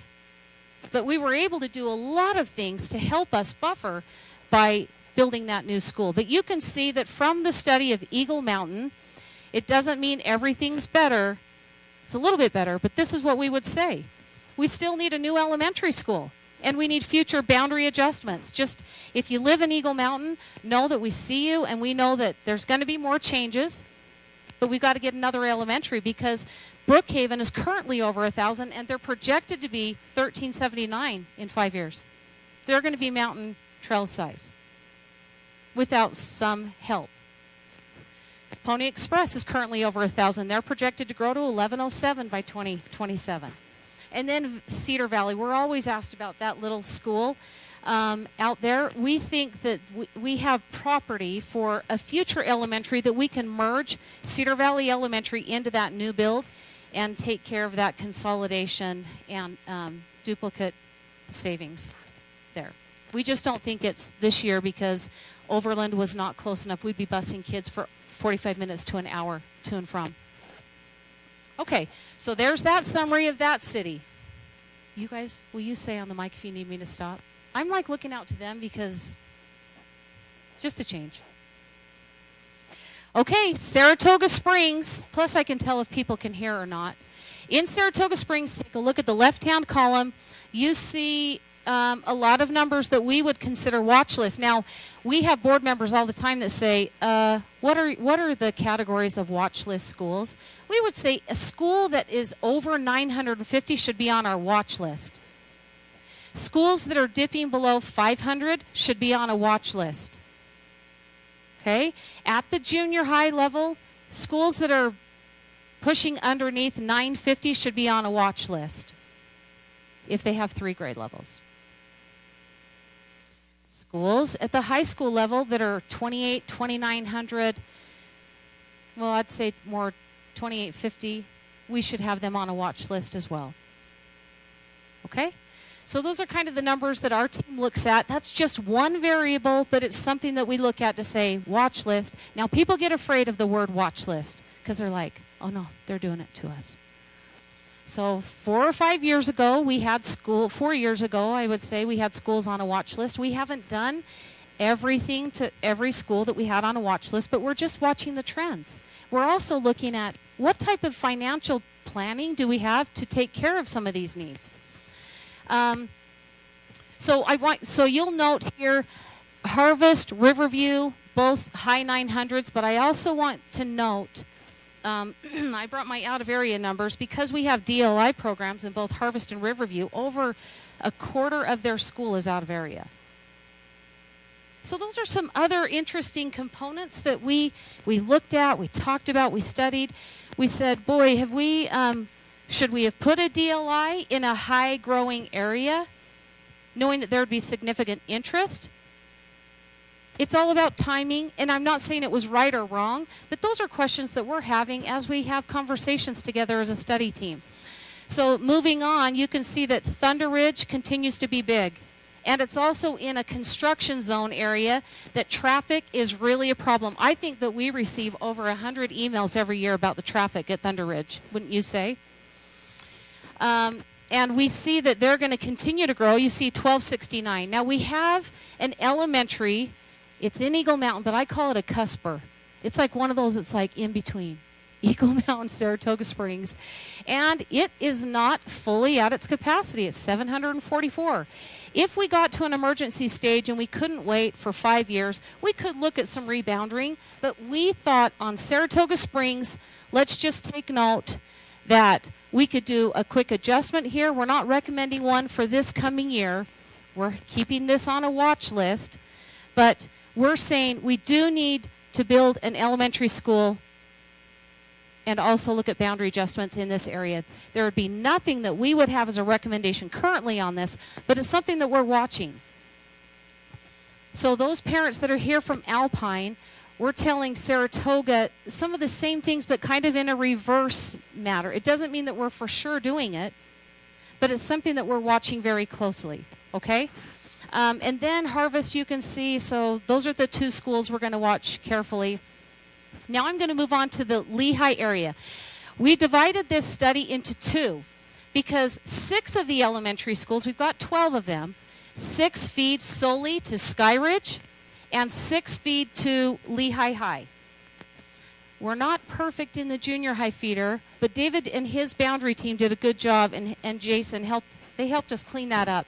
50% of the Lehigh junior kids feed to Skyridge, and 50% of them feed cleanly to Lehigh High. So that one's nice. But Lehigh doesn't have a clean feeder system if you look at junior highs within them. They do have a nice system if you look from elementary, skip the junior high and go to high school. Okay? So here we are. We have North Point, left-hand column. They are at a definite watch zone. And they're like you, Carl. They're receiving a lot of students out of the country. So we have significant in and out at this particular school. River Rock, we've got over 1,000. And then Lehigh Elementary, they were on a watch list 4 years ago. They continue to be on a concern because you can see the steady decline like they've been doing, like it's been trending since we first started studying them. But their facility doesn't trend downward either in age. And they're one of those schools that are listed as a seismic concern for us, so that we're aware of it. We know we've got unreinforced masonry at Lehigh Elementary. We do have it located in a flood zone area. But we also say to ourselves, we don't just build a new school because it's the oldest elementary existing in Alpine School District, because we only have that many students feeding it. And it's not in an ideal location. So this might be one that we would say, we would look at a possible closure of Lehigh Elementary and have them join and merge with another school, and down the road rebuild a new school if we could get another bond. Okay, so you see the schools listed there. Meadow is $599, Snow Springs $762, and Dry Creek has stayed pretty steady, but now they're going to be jumping up in the next 5 years to $1110. Okay, so Dry Creek's been on our watch list for a while. So I want to show you what our team said we could do. Here's an option. Here's something to consider, Board of Ed, that we could do to help maximize the use of facilities, create a savings of dollars, but also dollars that we could take care of some other issues. You probably didn't see Lehigh Junior High's auditorium that they are desperately asking for a replacement of their seats in their auditorium. These sorts of things, when we find savings, can help us do projects like that, or you save a bundle of them and it can help us build new schools. Okay, so here we go. Here would be the recommendation. North Point, who currently in August will be around the 990s, we have them receiving students from Lehigh Elementary. I'm going to start with the middle elementary. I should have done that in the beginning. If we closed Lehigh Elementary, we would send a majority of them to Meadow, but we would shave off a top half. So Jason, I have it on my computer. I'm just going to toggle if it's okay. And if you come, do you want to come up and talk this? I'm going to have Jason show you what we would look at the Lehigh area to say what part of Lehigh Elementary would we push up to North Point and what part would we make the new Meadow boundaries. So do you want to come up? I've been going bottom, so I actually like that part, but I'm so sorry. And facing this way and this way. Okay, so let's see if the So the black boundary lines are the current boundaries. So Lehigh Elementary is right here. Does that show up there on the trace? Okay. And so it'd be this top part, which has about 100 students coming to North Point, the bottom part here coming to Meadow. But North Point picking up this part, but giving this part to River Rock, so North Point would go down a little.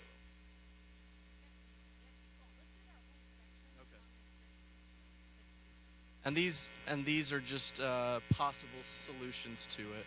So this part over here, we do have some land in this area for future elementary site, but this would be about 150 students in this area coming off of North Point, coming to River Rock, more of a just continuous boundary there. This piece down here kind of looks like Alaska, I guess, but this part has about 226 students and currently goes to River Rock, even though it doesn't have a continuous boundary there. So moving that from River Rock to Snow Springs.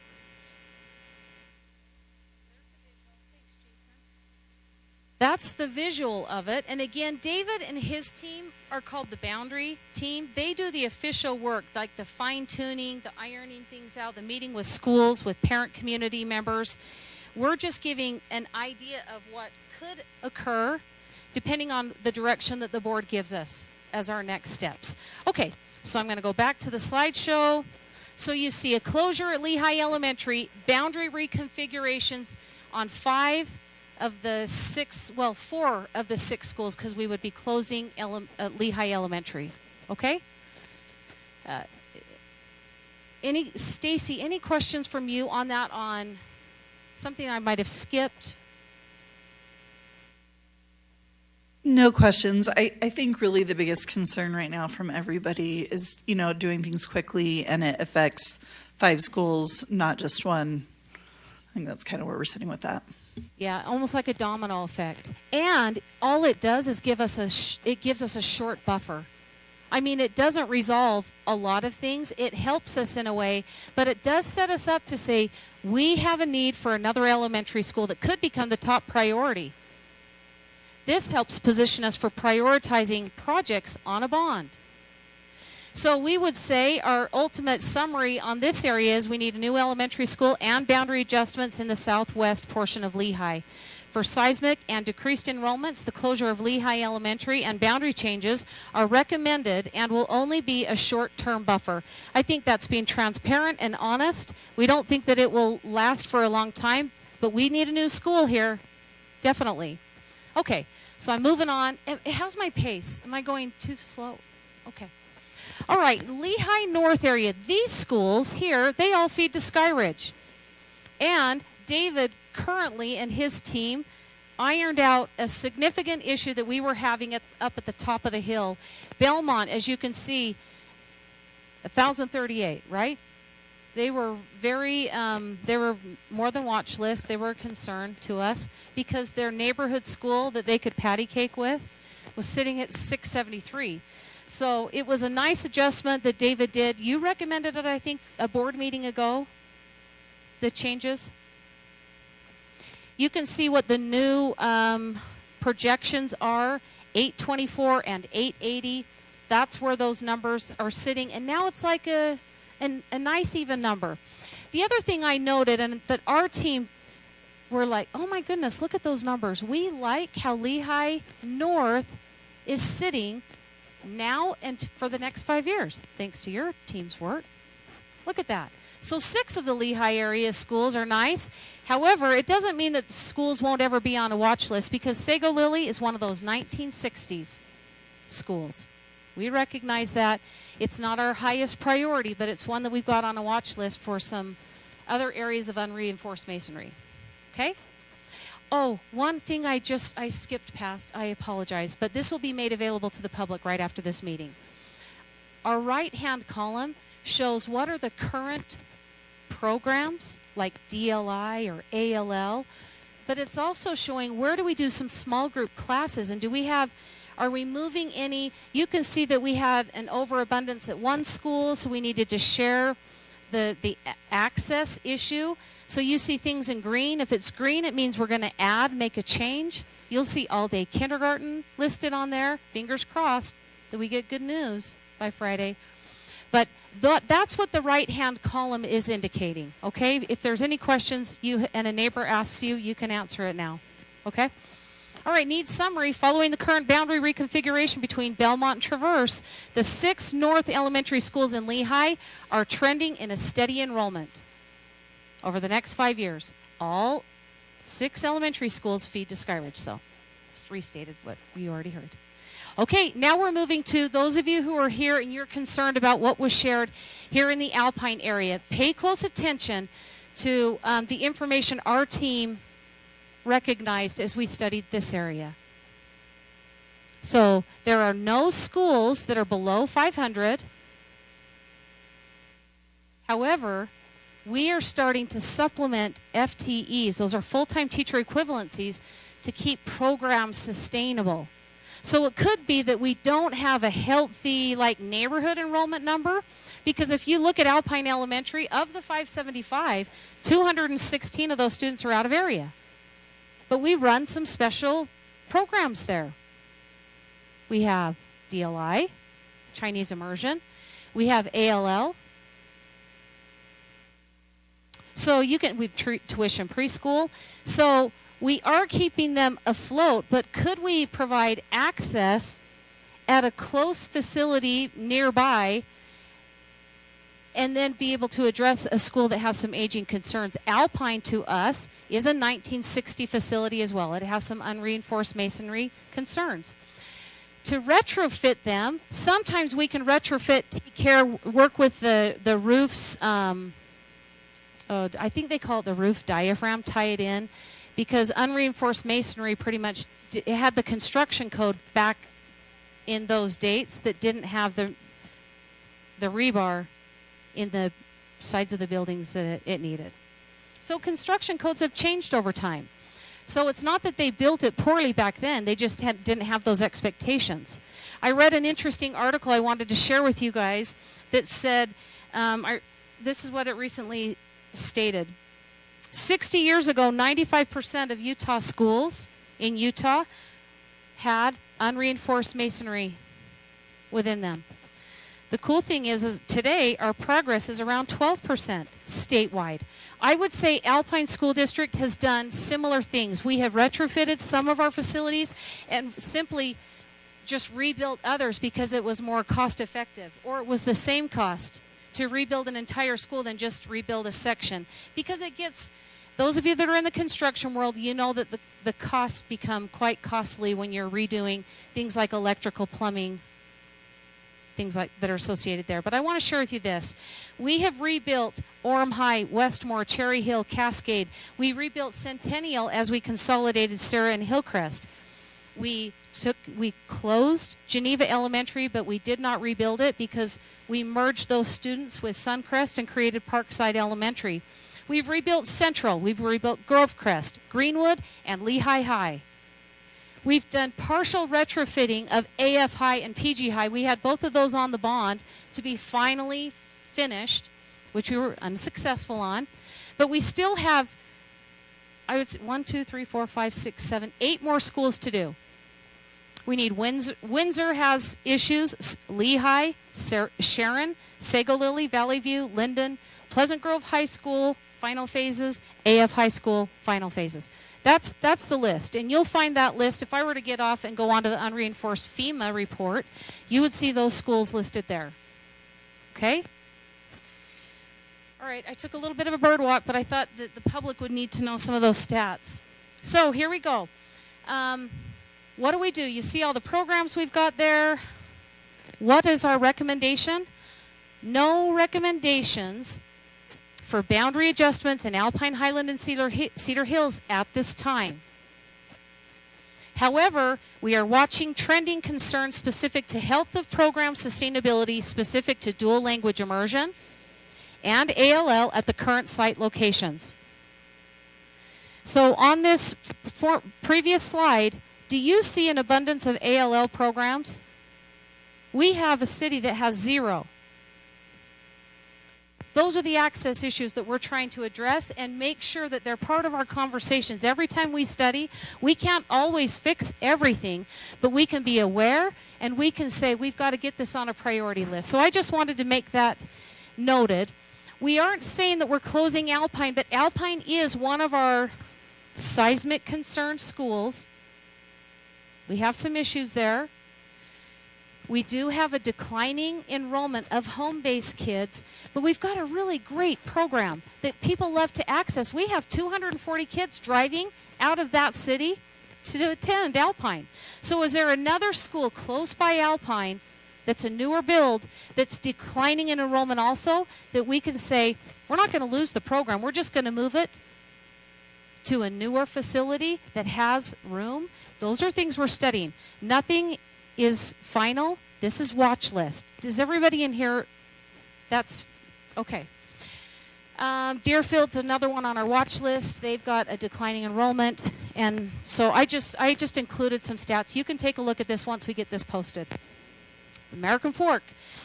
David also and his team worked out another issue that was happening at Greenwood Elementary. I don't know if you guys have been to that front runner station right there in American Fork off of Pioneer. Just tremendous growth. And this brand new facility that we rebuilt is filling it. Just getting ready to push 1,000. So we thought, okay, they're not as extreme as what we saw out west or clear up north with Belmont, but we do have 2 schools close by that we can fix up those enrollments, and you can see where they are sitting there. So a boundary adjustment was done, announced. Is it all the way over? Oh, it's in study. Is it an April 18th decision? Okay. Do you want to come up and share the mic? I haven't touched mine. Okay. Okay. All right, so our needs were we'll continue to monitor the growth in the southwest area of American Fork and the out-of-area numbers at Legacy for DLI program health and sustainability. So same thing to Legacy. Legacy had a significant number of out-of-area students. However, it doesn't mean we're changing the program. We're just watching it to see, is there a better place that we can access these programs that are really popular to a lot of people. Okay. Pleasant Grove and Linden. I'm going to give you a couple of seconds to look at the left-hand column. Does anybody need to stand up? I mean, this is a lot. We all okay? All right. Oh, Annalise is standing. So when you want to stand up. Annalise was on this team, so she had to do that quite a bit in our study sessions. Okay, so here we are. Take a look at those schools. I noted in red those that have fallen below, and some of them have been below for several years because we had a watch list 4 years ago. To operational costs of Central Elementary is the same cost as it costs for us to operate Saratoga Shores. $1 million. And some of the square footages of these facilities are in the 70,000, 80,000 square foot. So we're running a facility with these operational costs that we really are saying, okay, if we didn't pass a bond and we have the needs that have not gone away, can we use this as one of our mechanisms to say this can help us address other capital needs? It might not be enough to build a new school, but we could take care of some of those things that people don't think are glamorous, the $4 million to fix a roof. That's the cost that we spend on roof repairs at our high schools, $4 to $5 million. Okay, so you'll see those numbers. We've highlighted them. You can see the right-hand column, all of the special programs that we have, all of the special class services. And then where could we see adding some all-day kindergarten? You can see there in green. Next, we would say, okay, here's one idea. We mentioned closing Valley View 4 years ago. We're back to that same scenario. 387 students currently, and they're projected to continue to drop. Okay? The former principal of Valley View is here. That just came to my mind. And so I know that's hard to hear. These schools, they have a legacy for you. It's a history. And it's something that's close to everybody's heart. So we get that. Our recommendation is a closure of Valley View. Here's something that's probably not been on everyone's radar. But Linden is a 1960-something facility also. We continually have the principal calling us saying, this part of the building's a problem. We don't have adequate bathrooms. It's concern after concern. It has unreinforced masonry sections to this building. Well, guess what's just up the road? A 72,000 square foot facility that's 20 to 30 years newer. That we could take all of that Linden group of students, put them into Rocky Mountain, because I have to share with you, do you know how many of those 556 kids at Rocky Mountain are from that boundary of Rocky Mountain? 165. The other students are accessing either access to a special needs program, small group, or the popular Portuguese.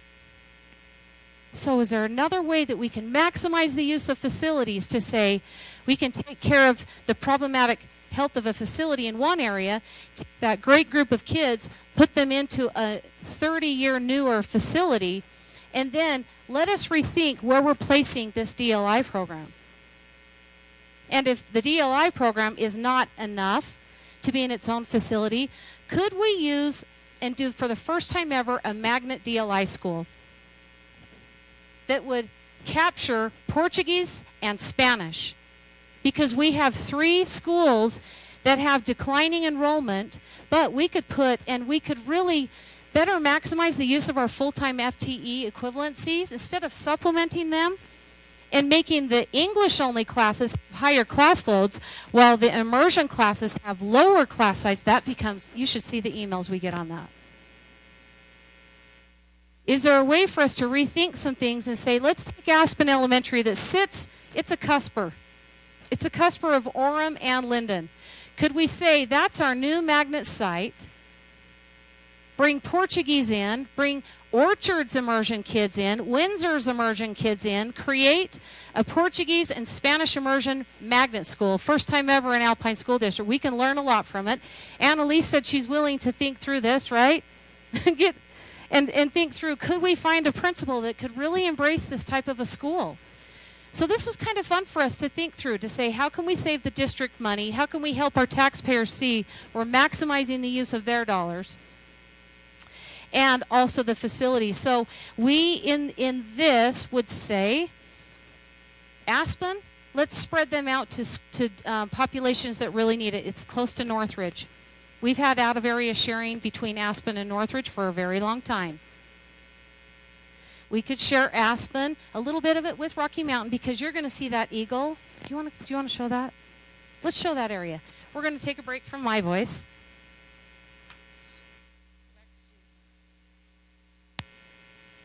Go right now.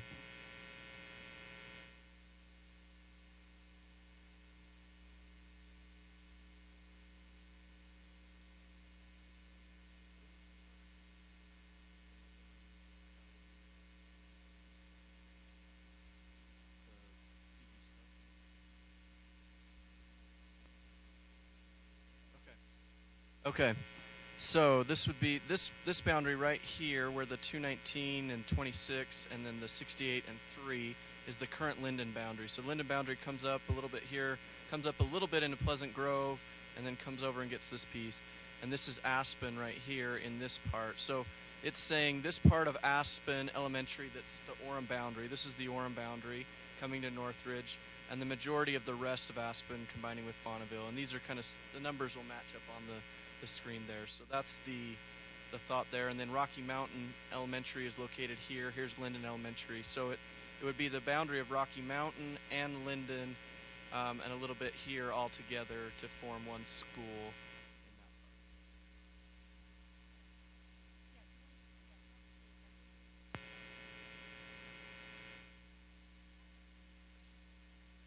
Valley View's current boundary is here in the black bold with the 64 and 192.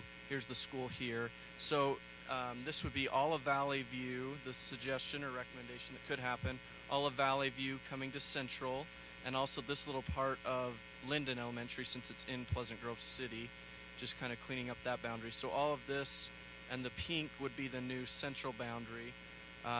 and then some way to be able to take a little bit off of Central and bring to Grovecrest, where Grovecrest is here. So kind of the north and east part of Central, possibly moving to Grovecrest. Okay, so as you see, even though we built 2 new schools, we built Central, we rebuilt them, and we rebuilt Grovecrest. You can see that it's just a maturing area. The numbers continue to decline. So now, in our opinion, is the right time to strike that consolidation merger. Valley View asked us 4 years ago, please don't split us into 3. I think our recommendation at that time was between 2 or 3 schools. And we're now at a place, because of that we waited the amount of time on this particular one to do it so that we could get all of Valley View, in essence, into Central. And then they're in a fairly new facility. Was it a 2020? It's close. Okay, so that's where we are with the Pleasant Grove and Linden area. Let me just make sure I've talked about each of them. So watch list, you're going to see Manila is going to become part of the watch list. But we're taking care of Central. We're building them up so that those operational costs are where we'd like to see them, in the 700s. You see it to a sustainable 771, Grovecrest to 710, closure of Valley View, closure of Linden, Rocky Mountain sitting at 831. Okay? And then Aspen becoming a magnet DLI school. Okay? Just some ideas. Here we go. Moving on to the needs summary. I've summarized it there. You can see we recommend closing. Rebounding of Mount Mahogany Manila will need to be completed prior to 2027, so that's kind of watch list. We'll continue to watch. Shane, question.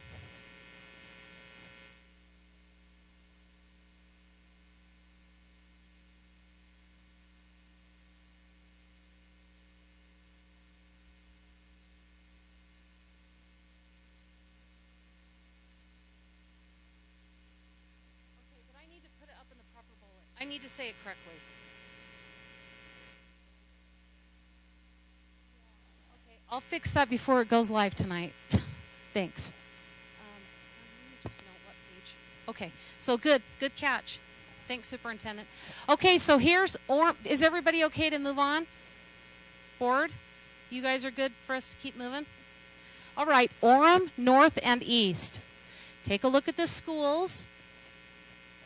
Foothill, 527, Orchard, 657, Windsor, 505, Sharon, 306, Cascade, 673, Centennial, 674. We opened up brand new Centennial in the strong. Christy, how big was Centennial? 795 when we opened it. We merged, remember, Sarah Park and Hillcrest. That one, though, is continuing to mature in its trend of little kids. Northridge, 399. This is one that came blaring on our radar. Aspen, 425, and Bonneville, 509. And you can see in the next 5 years where those numbers are trending. Now, Orem Orem was one of our more mature populations, and it was growing rapidly, and we did a lot of programs there. We did DLI programs all over the place. But as the population has declined, it has really nipped us a little bit in the bud, because we haven't been able to sustain those FTEs, those full-time teacher equivalencies. In fact, some schools are saying, hey, come out of area to my school. So it becomes a competition between schools and principals and neighborhoods. And that's really, we want schools to be places that people really want to go to and choice to, but not honestly rob Peter to pay Paul. And that's what we're experiencing at this time in the Orem area. And you'll see where those numbers are going. You can see where our programs are situated. We've got several Title I schools. And so our team said to ourselves, if we're going to close a school and they were receiving all-day kindergarten, wherever that group of kids are going, what should we do at the merged school? Make sure that they have access to that same resource that they had before. So those are the types of things we tried to do over on the right-hand side. This is why this elementary study took 3 or 4 meetings, because it was so deep. in all of the things we had to think through and look at. But you'll see the team did a great job. This is where we landed, was right here, closure of both Sharon and Windsor. Okay? That is just like gut-wrenching. I know to several of you, I see employees of Windsor here. I see principals of Sharon and Windsor. These are schools that touch the heart of so many. These are schools that are on our FEMA report, unreinforced masonry, that we have done some retrofitting of and improvement. But because of our enrollment, we don't see us rebuilding a school for 300 students. And we have neighboring schools that are a little bit older that really are in need of students. So here's an idea, and I'm saying this as sensitively as I can because it's PG, Linden, Orem, Lehigh. These are hard conversations, but this is our first effort to say, here's a recommendation as we look at the trend and we look at the programs and we look at the access that kids are needing. We'd like our Windsor and Orchard DLI students to participate in that Aspen DLI. The Aspen Magnet School. We want to study the feasibility of, for the first year of it opening, that we would have a bus pick up those students who currently went to Orchard for DLI to pick up in the morning and drop off at the night. It is not it's not something that we think we can sustain, but we'd like to start, if the decision is to go this route, we would like to say, could we bring a bus every day to Orchard to pick them up, to take them to that magnet school, just to see if this is something that these people who are accessing this program want to keep doing. We'd do the same. I don't know how we do the Windsor, but we would work on that because our thought is to close Windsor. Now we'd like to move Sharon into a couple of schools. I'll show you those and those reasonings why. They're very close. If you look at where, I wish we had a map just to show, but we do. We're going to show that here in a second. But we're going to place Sharon kids not all in one school, but we're going to spread them out. You'll see why here in a second, between two schools. And then Windsor, same thing. A lot of the Windsor kids to Northridge, but also Orchard. Windsor to Orchard and Windsor to Northridge. And then you can see the new numbers. I want you to take a look at a healthier number system here that we would be able to create and use operational costs for facilities if we could go in this direction. Knowing that closures are challenges. And we know employees are like, oh no, what happens with me? So we have a lot to address. But here's an idea for Orem. Do you want to come and show the map a little bit?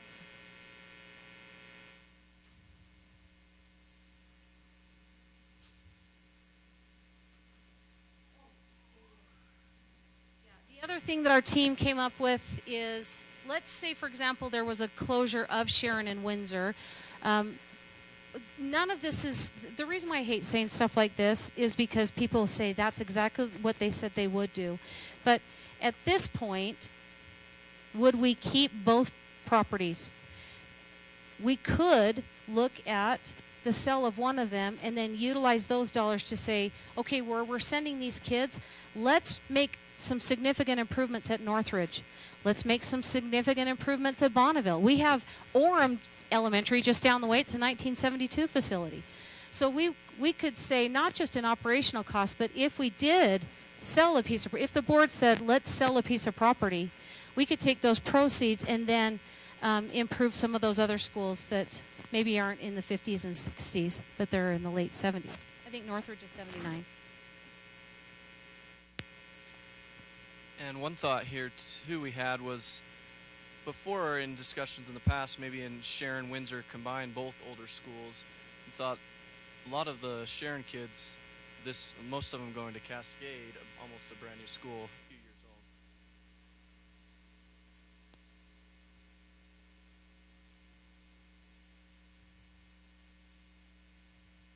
So this part here would show, this is the current boundary of Cascade, is the black boundary again. There's a portion here that's south of Center Street in Orem. So to be able to make some room for Sharon elementary students to come to Cascade, possibly taking this part to Centennial to build up this number back up to 740. And then Cascade losing just this piece, but picking up most of Sharon here. Possibility of this part of Sharon coming to Foothill, where this is Foothill's boundary already in this area. So Foothill comes up here, takes in this part, maybe pulling some of this from Sharon also. And then this is the Windsor boundary is right here. If I click on that, we can. So Windsor is this 136 and the 160. This green part coming to Northridge, and this part coming to Orchard. So the Orchard boundary would be this pink boundary. Northridge picking up this part from Aspen and this part from Windsor to get up into 600.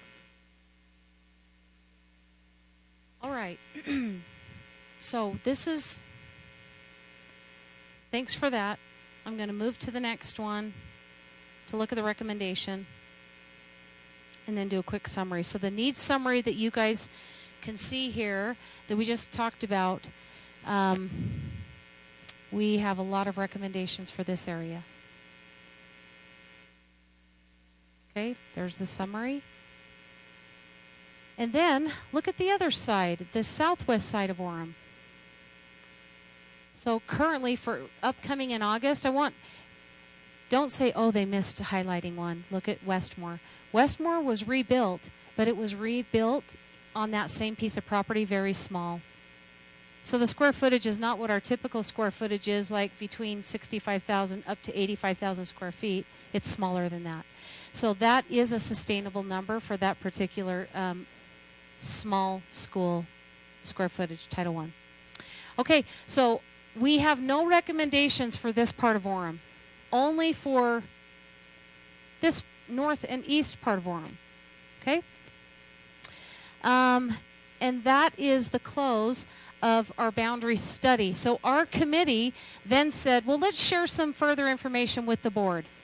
We would recommend that a phase 1 to initiate boundary changes for 2023, kind of like the letter stated, and you can see the ones down below, Traverse and Belmont, Greenwood, Mountain Trails. And then our committee said, okay, and then just to take it easy on everybody, let's initiate the closures for the 24-25. It doesn't mean that we couldn't do it now. We can do anything right now. It's just the impact to people. We will do whatever the board recommends. We can do whatever the board recommends. If the board recommends it sooner rather than this was just our committee's initial thought because we typically have been conservative, but it doesn't mean that we can't do something different. I want you to know I really trust our Board of Education and in their study and their needs. They have to make some hard decisions. So this was our initial recommendation that you guys looked at 2 weeks ago in your study. And then we said, and then we could do a phase 3 if you want to stretch it out. You could go fast or slow. Then we did a secondary study that only contemplated changes if we had a larger funding source. We'd need a bond because we got to redo PG High School. So I'm not going to go over that study. They're going to ask me back to share with the public the secondary study later at a further meeting, right? Yes, we'll just focus on the elementary. I don't think there's any consideration for board action on the secondary recommendations, so we can bring that back at a later board meeting and review that. Okay, so here's our overall summary. School facility closures of 5 elementary schools: Lehigh, Valley View, Linden, Windsor, and Sharon. With the closure of those facilities, that will then impact this change here. Mergers. So what do we do with the kids at Lehigh Elementary? Well, our recommendation, as was mentioned, Lehigh to merge with North Point and Meadow, Valley View to Central, Linden to Rocky Mountain and Central, Windsor to Northridge and Orchard, Sharon to Cascade and Foothill, Aspen to Northridge, Bonneville, and Rocky Mountain, just that little sliver, and then create a merger of 3 DLI programs into one magnet site at Aspen from Rocky Mountain, Windsor, and Orchard. From that, we would then say to our parents, our schools, our employees, okay, closing of those 5, domino effect the mergers, and then they domino, here's the total boundary changes. So if we're going to meet state statute by law, here are all of the changes that would be occurring boundary-wise. A new North Point boundary, about 150 kids to River Rock. A new River Rock boundary, 225 to Snow Springs of their current, going off to Snow Springs. A new Meadow boundary. A new Central boundary, about 110 to Grovecrest. A new Grovecrest boundary. A new Rocky Mountain boundary. A new Cascade boundary. A new Orchard, Foothill, Northridge, Bonneville, and Centennial. That's about 12 new boundaries with 5 closures. Okay? So, Board of Ed, I took a lot of time. Thanks for the time. I think because it's the public's first time to hear the results of our study, thanks for letting us do that and share. And we'll put this presentation off tonight after board meeting. So we knew that next steps you guys would be discussing, determining, is it just a discussion or do you go to action? And then if a decision is made, what is the timeline? We need to know those things, Superintendent. Thank you, Kimberly. That is a great presentation, a lot of information. I got the standing ovation. We should appreciate Craig for being here as well. So great work by your team, great comprehensive look, appreciate the deep dive, all of those that were part of that to really give the Board of Education some deep information about facilities and how to maximize resources. This was, again, studied, shared with the board on the 14th, and then brought back to this board meeting so that the public could become aware of the considerations and the possibilities. Those are the recommendations of the committee. We'll now open up for any discussion that the board members want to have, and if the board members feel ready to move on some action, then we would recommend that you direct the staff on what action you would like to have taken, and we will move forward to make that happen.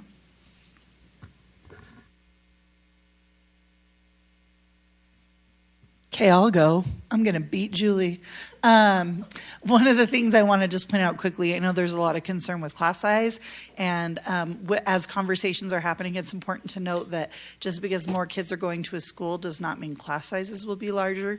So those FTEs are distributed for the ratios that we have based on the number of kids. So just wanted to clarify that.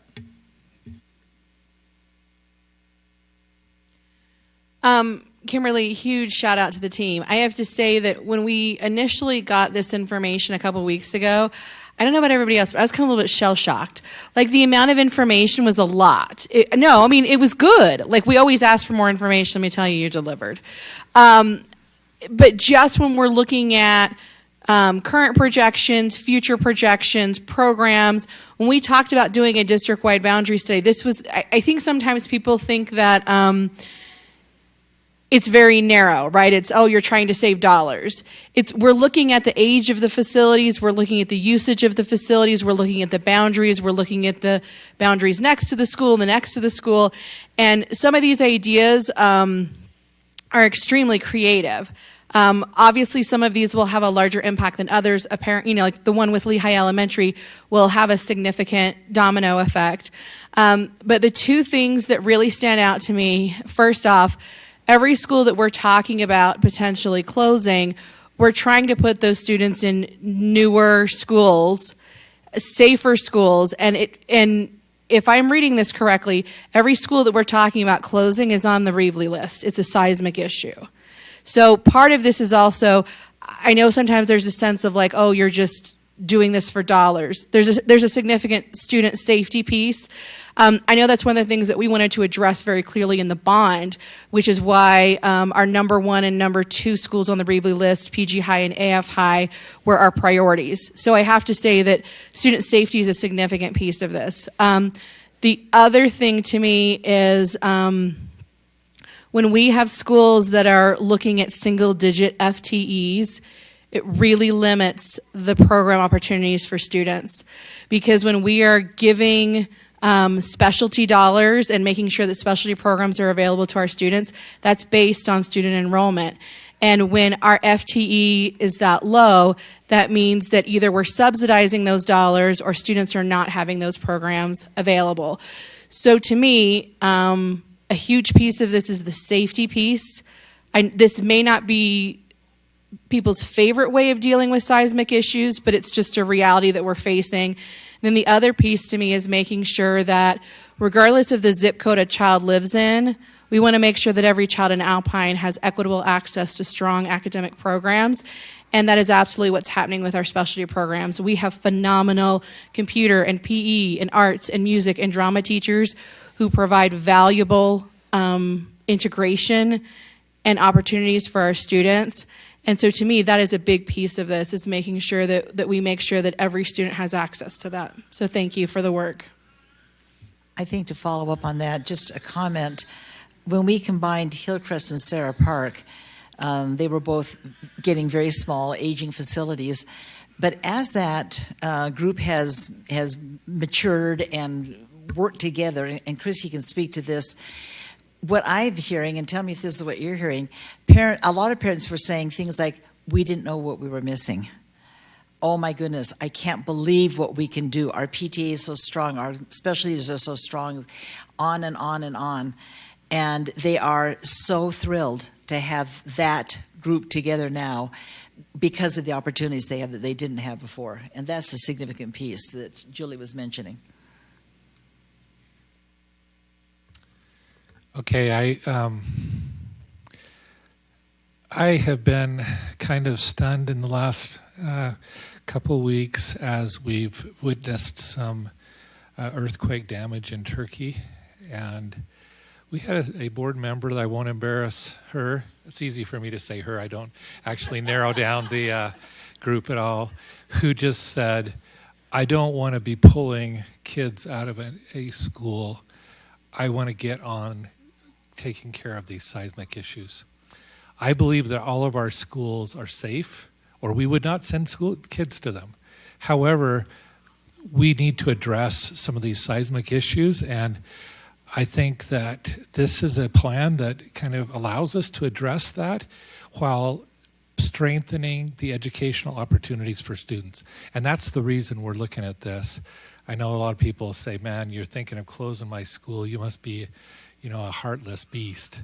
But really, our hearts are full with love for these kids, and we want them to have amazing experiences. And when you have a school with declining enrollments, one of the schools on this list has 9 teachers in the whole school. You can't offer specialty programs. You can't give parents choice in which teacher their kids go with. And I just think that, so personally, again, with respect to the Kimberly's, where do we go next? I'm in favor of studying this further. Again, we would not make a decision to definitely go down any of these roads for a period of time until after we gotten public input. But I would like to start the process of public input. A lot of these boundaries are definitely not fixed. We would like to get input, and I am really optimistic that we will get input from the public of things we never thought of. And that will help us to make a better decision. But we need to start that process of moving out and looking at these in more detail, and then finalizing, what the details would be to make that happen. So I'm in support of moving forward.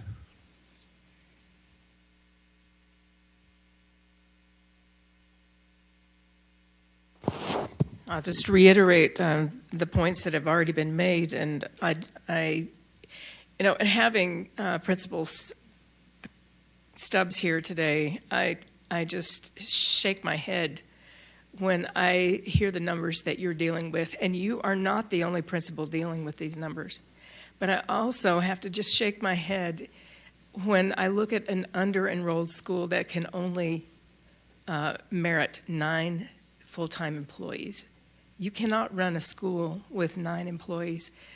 So I on both sides of the enrollment issue, we have things that we need to solve, and solve them soon, I believe. And I hope that our community can have these conversations with us. They're crucial, and we need your input. but we need your support in providing opportunities, maximum opportunities, excellent opportunities for our students. So I would just invite our public to participate in a dialogue about how to solve these issues. I think we have some very good input. Thank you, Kimberly and Jason. The work that you've done is mind-boggling to me, and I'm just grateful for you and your passion for kids.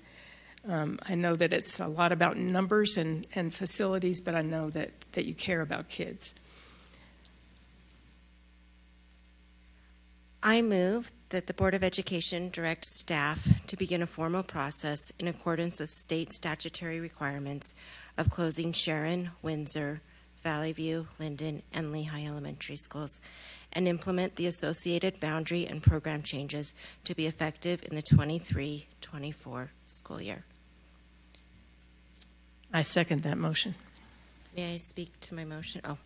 Sorry, I was just going to say we have a motion from Board Member Lincoln and a second from Board Member Wilson. May I speak to my motion? I live in Saratoga Springs, so one may think it doesn't impact me. But Windsor is where I cut my teeth in education as my first teaching position, and I love that community. But as sad as losing a school is, it allows the community to have a safe school and to access the opportunities for specialties and other programs at their school. And to me, that is super important. So I just wanted to clarify that even though it may look like I'm on the west side, Windsor is my community and will forever be a spot in my heart. Do we have any other discussion?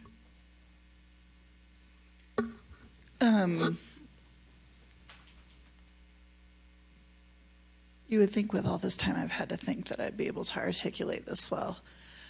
I think I just want to tell our friends at Lehigh Elementary and then the surrounding 4 schools that we know that this isn't ideal. This is not, nobody wants to close a school with 2 months left, but it's a safety thing and it's an opportunity thing. The last couple of years we've watched as they've lost FTEs every year, and that is a hard thing to sit in meetings when you know that somebody is leaving your school who you've become very attached to. So I support this. I know it's hard, but I think it will help get us to a better place.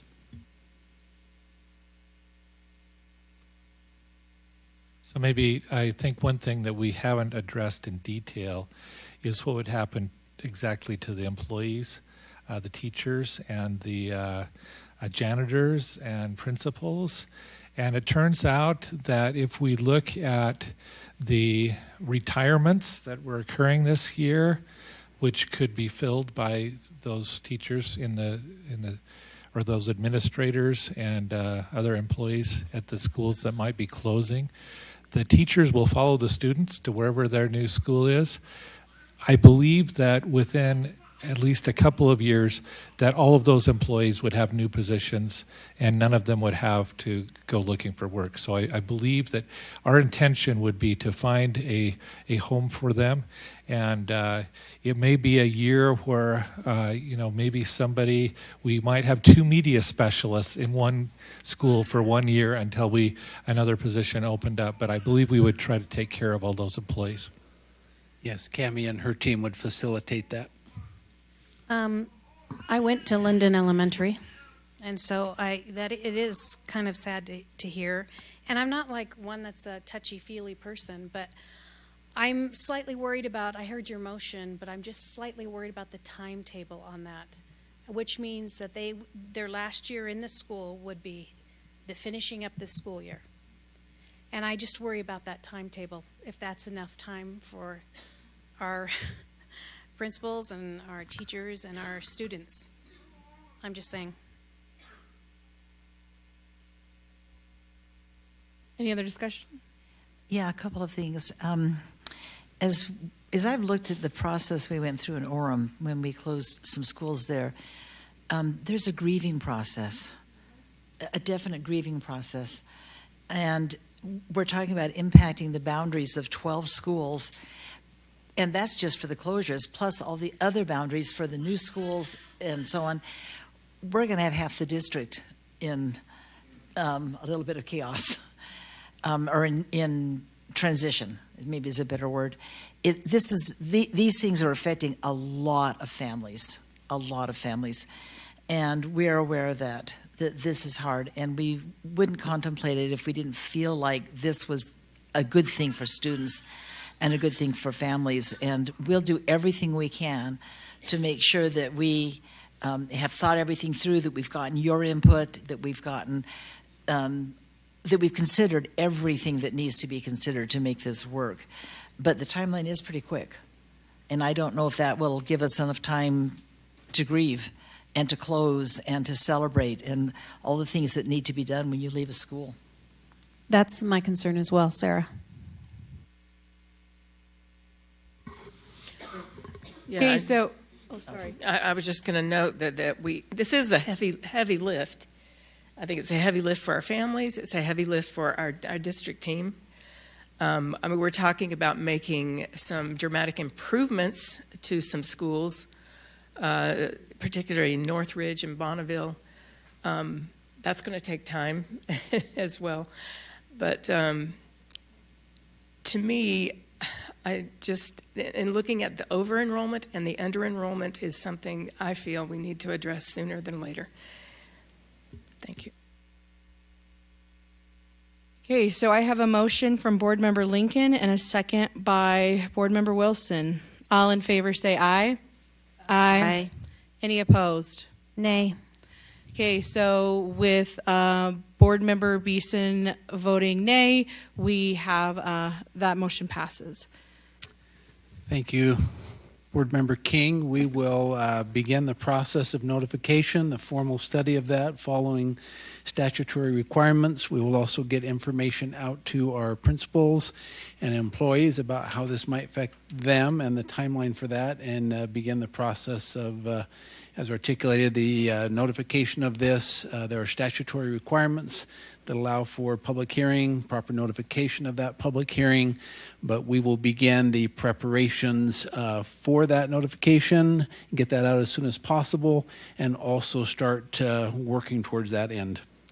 Thank you for that direction. Okay, so it is now time for member and superintendent reports as well as information items. If it's okay, we'll start with superintendent and then any board members who need to report. I know that was a difficult discussion with the board. I appreciate your attention to that and your engagement in that. Appreciate the committee and the work that they did. This will be a challenge, but we will follow the direction of the board and do our best work. I would just like to extend appreciation to a former board member, current mayor of Pleasant Grove City, Mayor Fugel. Thank you for your service and your time in Alpine School District. We appreciate your attendance here. You have several meetings that you attend, and to come be with us is appreciated. We are grateful for the relationship that we have with Pleasant Grove City, the ongoing collaborative efforts that we do together, and thank you for being here and for your service to Pleasant Grove City and to Alpine School District.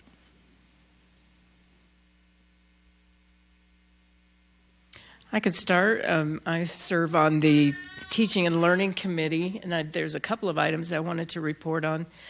First of all, we have a team working specifically to open up another option for families of students who want to test out of a certain class. It just opens up another opportunity to speed up the graduation, those especially that are looking to enter secondary, the higher ed system.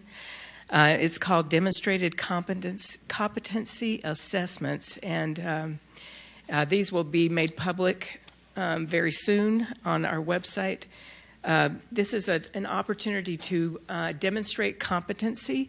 These will not be easy tests, but they are comprehensive and just a good opportunity, especially for those students who are blended between homeschool and public school, and also for students that move into our district and may have received unaccredited class experiences that need to be credited. So that is one opportunity that's opened up. We also just wanted to inform the public that in the spring of 2023, we will be very soon opening a pilot of our basic literacy core offering. Curriculum is, and so we have 2 schools that will be piloting that, our new school in Eagle Mountain and Westmore Elementary. And that will be followed, their information they'll be supported by our district team very closely. And we have a network of what we call coaches, and there'll be professional learning coaches as well as innovative learning coaches supporting them in that piloting program. And after a curriculum is selected, that there'll be further piloting in the following year, followed by a full district rollout of our literacy curriculum. Just a quick update on the legislative committee. The legislative session ends Friday. That's 3 days longer than I would like it to end. But we were really excited. Out of education appropriations, some really good funding. Executive appropriations did downcrease a lot of that funding, but it still looks like we may maintain a 6% WPU increase, as well as some flexibility in our restricted funding and the additional money that was allocated for teacher raises. So we're really excited about those movements of funding. Sensitive materials, it looks like Ballard's bill is the one that will carry. It's currently circled on the House floor. And then we're continuing to work on the earmark funding, which is just how education will be funded going forward, if it will only be funded through income taxes or if we'll open that up. So we'll continue to watch Joint Resolution 10 or Joint Senate Resolution 10.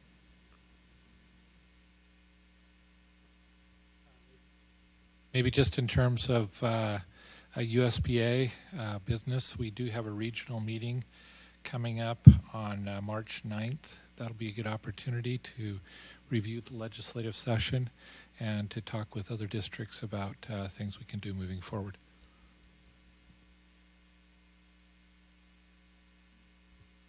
For finance, we've talked a little bit about the capital outlay budget. We also have M&O coming up, and I just feel like Debbie Downer. It's just like, wah, wah. And depending on what happens on Friday by midnight, we'll also know where we are with funding and then can start making decisions moving forward. So. Okay, the Communications Committee met today, and they have, as usual, another exciting new idea of going to the schools and finding a story at each school. And they are making a series of videos that are 2 or 3 minutes long, 2 or 3 minutes. And the superintendent does one every week, and they put those out. But we're very excited about this new possibility. It will be possibly roughly based on the New York series called Humans of New York. And these will be humans of Alpine District. And we will be telling stories at the schools, by the schools. And that will give the public a better idea of what's actually happening in the schools. I think it'll be a lot of fun.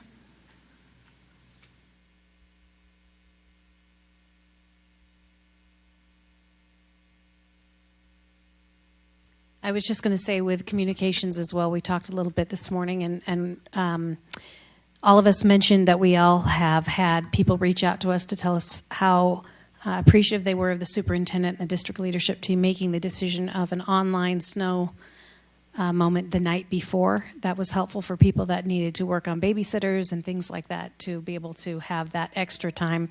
And so communications, I really want to give a shout out to our team, because I really feel like in Alpine we have gotten better, and we also get feedback that where we need to improve, and it's been helpful for us as a team to be able to focus and hone in on those little areas that we need to be better about with communicating. So. Okay, so we do have need of closed session, so I will entertain a motion. I move that we go into closed session. I'll second it. Okay, so we have a motion by Board Member Beeson and a second by Board Member Hacken. If you guys are okay with this, when we do the roll call, I think I'll just call names just to make it easier for Rhonda. Board Member Wilson? Yay. Board Member Lincoln? Yay. Board Member Clement? Aye. Board Member Hacken? Aye. Board Member Beeson? Aye. Board Member Bateman? Aye. Board Member King? Aye. Thank you, and we're adjourned into closed session.